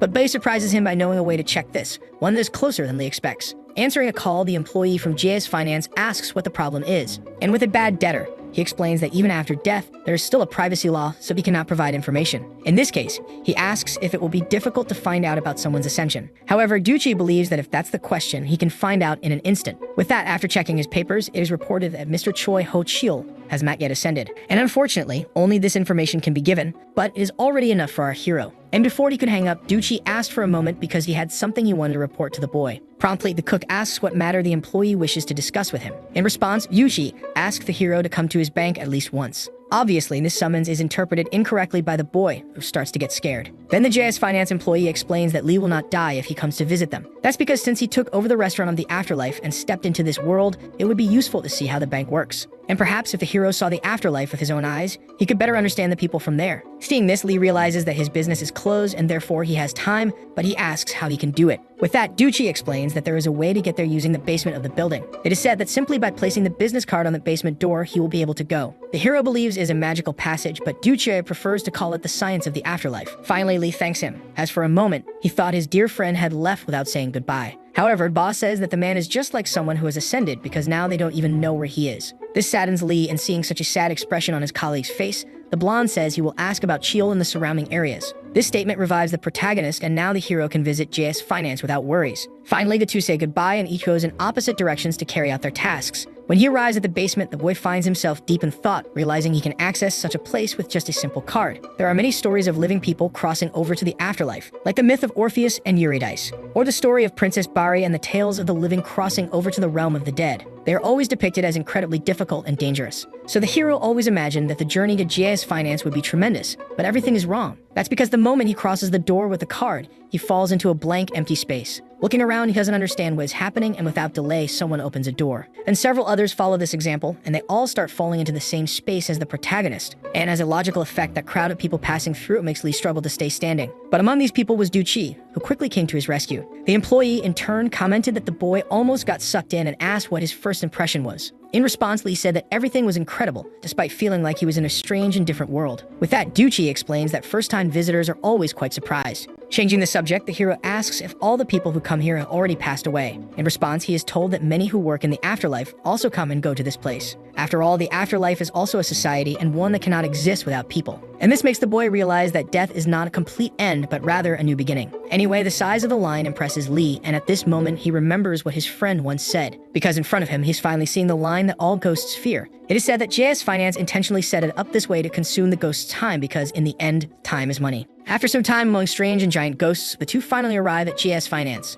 In the end, the door seems quite modest, and Duchi explains that it is a branch. Lee thinks the entrance looks ordinary, but still, this is one of the places that ghosts fear. Therefore, he prepares himself not to panic, regardless of what he sees inside. But upon entering, everything's quite different, and Duchi welcomes the hero very kindly. As expected, the Underworld always surprises with things beyond common sense. As his first impression, the protagonist compliments the place, which, despite being small, is very cozy. Anyway, since a very important guest is at the location, Duchi offers a cup of coffee. He explains that the hot grass from hell has a wonderful warming power, making it perfect for roasting coffee beans. And the soda is a drink made from water mixed with honey harvested from Sushin in the flower garden of the Underworld. With this, the hero comments that all of this is very similar to the world above. And Duchi asks the boy to taste it before comparing the two places so quickly. So Lee drinks a bit of both and realizes that it is much tastier than he expected. Then he recalls that Duchi had something for him and asks if this was it. But what the boy was going to give was something that is generally used after death. However, since the boss is alive and has a connection to the place, Duchi decides to give him a debit card linked to the JS account. This impresses Lee, and the employee asks if the cook wants to check the balance. However, Lee decides not to check because if there's a lot of money, he might develop bad habits, and if there's none, he might get anxious. Putting all that aside, the hero has a question to ask. He then asks if it's possible to buy foods from the Underworld with this card's debit. In response, Yuchai is happy that the boy likes it and explains that those things can be bought without any problems. Additionally, he mentions that there is a store in this building where customers stop by before returning to the Underworld. It resembles a supermarket, or better said, a convenience store. Later, Duchi introduces the 7 best-selling products from the store selected by the Underworld magazine. In the end, it was extremely similar to the convenience stores in the world of the living, and the employee is willing to answer any questions, so Lee notices that the store sells sells ramen as well as lunchboxes and dried meat. However, the fact that the store sells ointments as well as kitchen knives caused a lot of confusion. And then in response, Yu-Chi makes an excuse, saying it's a convenience store, which doesn't make any sense. Anyway, these are the best-selling items in the underworld, and the top seller is said to be Hell's underwear. It's said to be so warm that even passing through the frozen hell, you can still get heat stroke. Next, they have the ointment that regenerates your limbs even if your arms and legs are cut off. And lastly, the third best seller is the inspection knife made from the leaves of the Hellblades. It may be hard to maintain, but it can cut a thick radish, the cutting board, and even annoying customers all at once. Duchi has heard that everyone who runs a restaurant in the afterlife has one of these. Changing the subject, the hero recalls what was said about hell, which is the place you go to after the final judgment. With that, the JS Finance employee decides to explain the situation to the newcomer. He explains that there is a separate place where sins committed in the world above are judged. To simplify, you can think of the gates and paths you go through to receive judgment as hell. Then the true hell begins after you are judged. With this in mind, Lee asks about other places like the frozen hell and the hell of blades. He is told that the freezing cold of the first makes it feel like your skin is going to fall off, and the forest of blades that strips your flesh are merely waiting rooms. And that's why various items are being developed by the ghost's survival instinct. With that, Duchi asks if the boy has already chosen everything he wants to buy. But by this point, Lee has already lost all of his desire due to the terror of the place described as hell. A short time later, our hero leaves the store with a lot of purchases and is very happy. At the end of the shopping, the JS Finance employee asks how Lee feels about using his card. Then the hero explains that it feels a little strange because it doesn't feel like his money. Finally, because Duchi was very helpful with the guidance, the hero gives him an apple as thanks. But this is said to be good because it comes directly from the hell of the tongue-ripping mountain. Initially, Lee accepts the compliment, but he had no idea that this fruit came from such a place. With that, it's explained that the tongue-ripping hell is one of those managed by King Yamra, with famous ingredients. In this case, Lee asks if this is a hell where people pay for their sins through agriculture. And Duchai interprets this as a joke, because the sinners don't farm, they become the fields. This is the actor saying that, in other words, it is to judge the sin of humans and harming others with their tongues. For those who cannot pass because of their verbal sins, their tongues are stretched out and used as agricultural fields. And that's why this place is called the tongue-ripping hell. Given this explanation, it's easy to see that these apples are grown on the stretched tongues. And normally, about 100 apple trees are planted on each person's tongue. Moreover, at the beginning of the century, many people with oily tongues entered, and so the harvest has been great. Therefore, Duchi explains that no matter how many different items a person prepares for the afterlife, what's most important is to take care of them while still alive, living life in the best possible way. And after facing the cruelty of hell, Lee assures him that he will follow this advice. Changing the subject, one more thing needed to be mentioned by Duchai. He asks the hero to consume the items he bought, explaining that since they are foods from the underworld, people from above can be influenced. Like the example of Persephone, which Duchi adds, saying that unlike the living, the dead are not part of this game. Finally, Lee's stay at JS Finance comes to an end, and he says goodbye to return home. However, when he tried to open the door, it didn't respond to his command. Duchi quickly explained that a key is also needed to return to the real world. However, this key wasn't just a business card, but his own memories.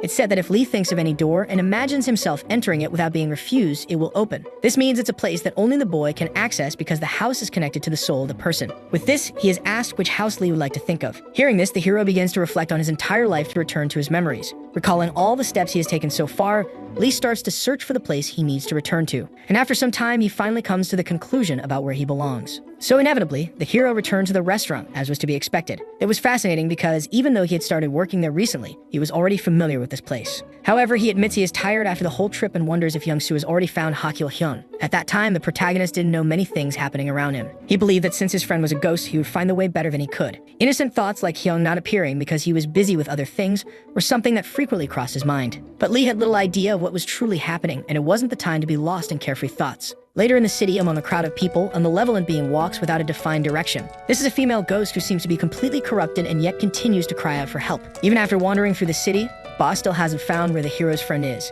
And soon he realizes that, unfortunately, another day has been lost in this search. However, just as he was about to leave, he came across the same ghost as before, exuding an immense malevolent aura. After she passes by Ba with a living person, the boy wonders how someone can live with a spirit like that nearby. Without delay, he continues his way home, but from behind a wall, Young is found. With this, the blonde points to the ghost, very happy to have completed his mission. However, Himam quickly approaches and covers Ba's mouth, telling him to keep quiet. Later, Lee hears the story and understands that his friend was following that evil man. But the blonde warns that following a living person with a haunting ghost has a negative effect on both. In any case, Hyung says this doesn't need to be reminded because he experienced it firsthand. However, the hero still doesn't know who this person being followed is, and he explains that he was worried about not seeing his friend. In response, the boy said he didn't go to the restaurant on purpose because he knew Lee would feel this way. Anyway, Hyung disappeared for days, and that was more than enough reason to be worried and upset. Seeing this, the hero asked if nothing that was happening could really be told. And the boy replied, saying it was still something he couldn't resolve. So Lee promptly offered to help with what the boy was doing, which left him startled. Our hero didn't even know what it was about, but still,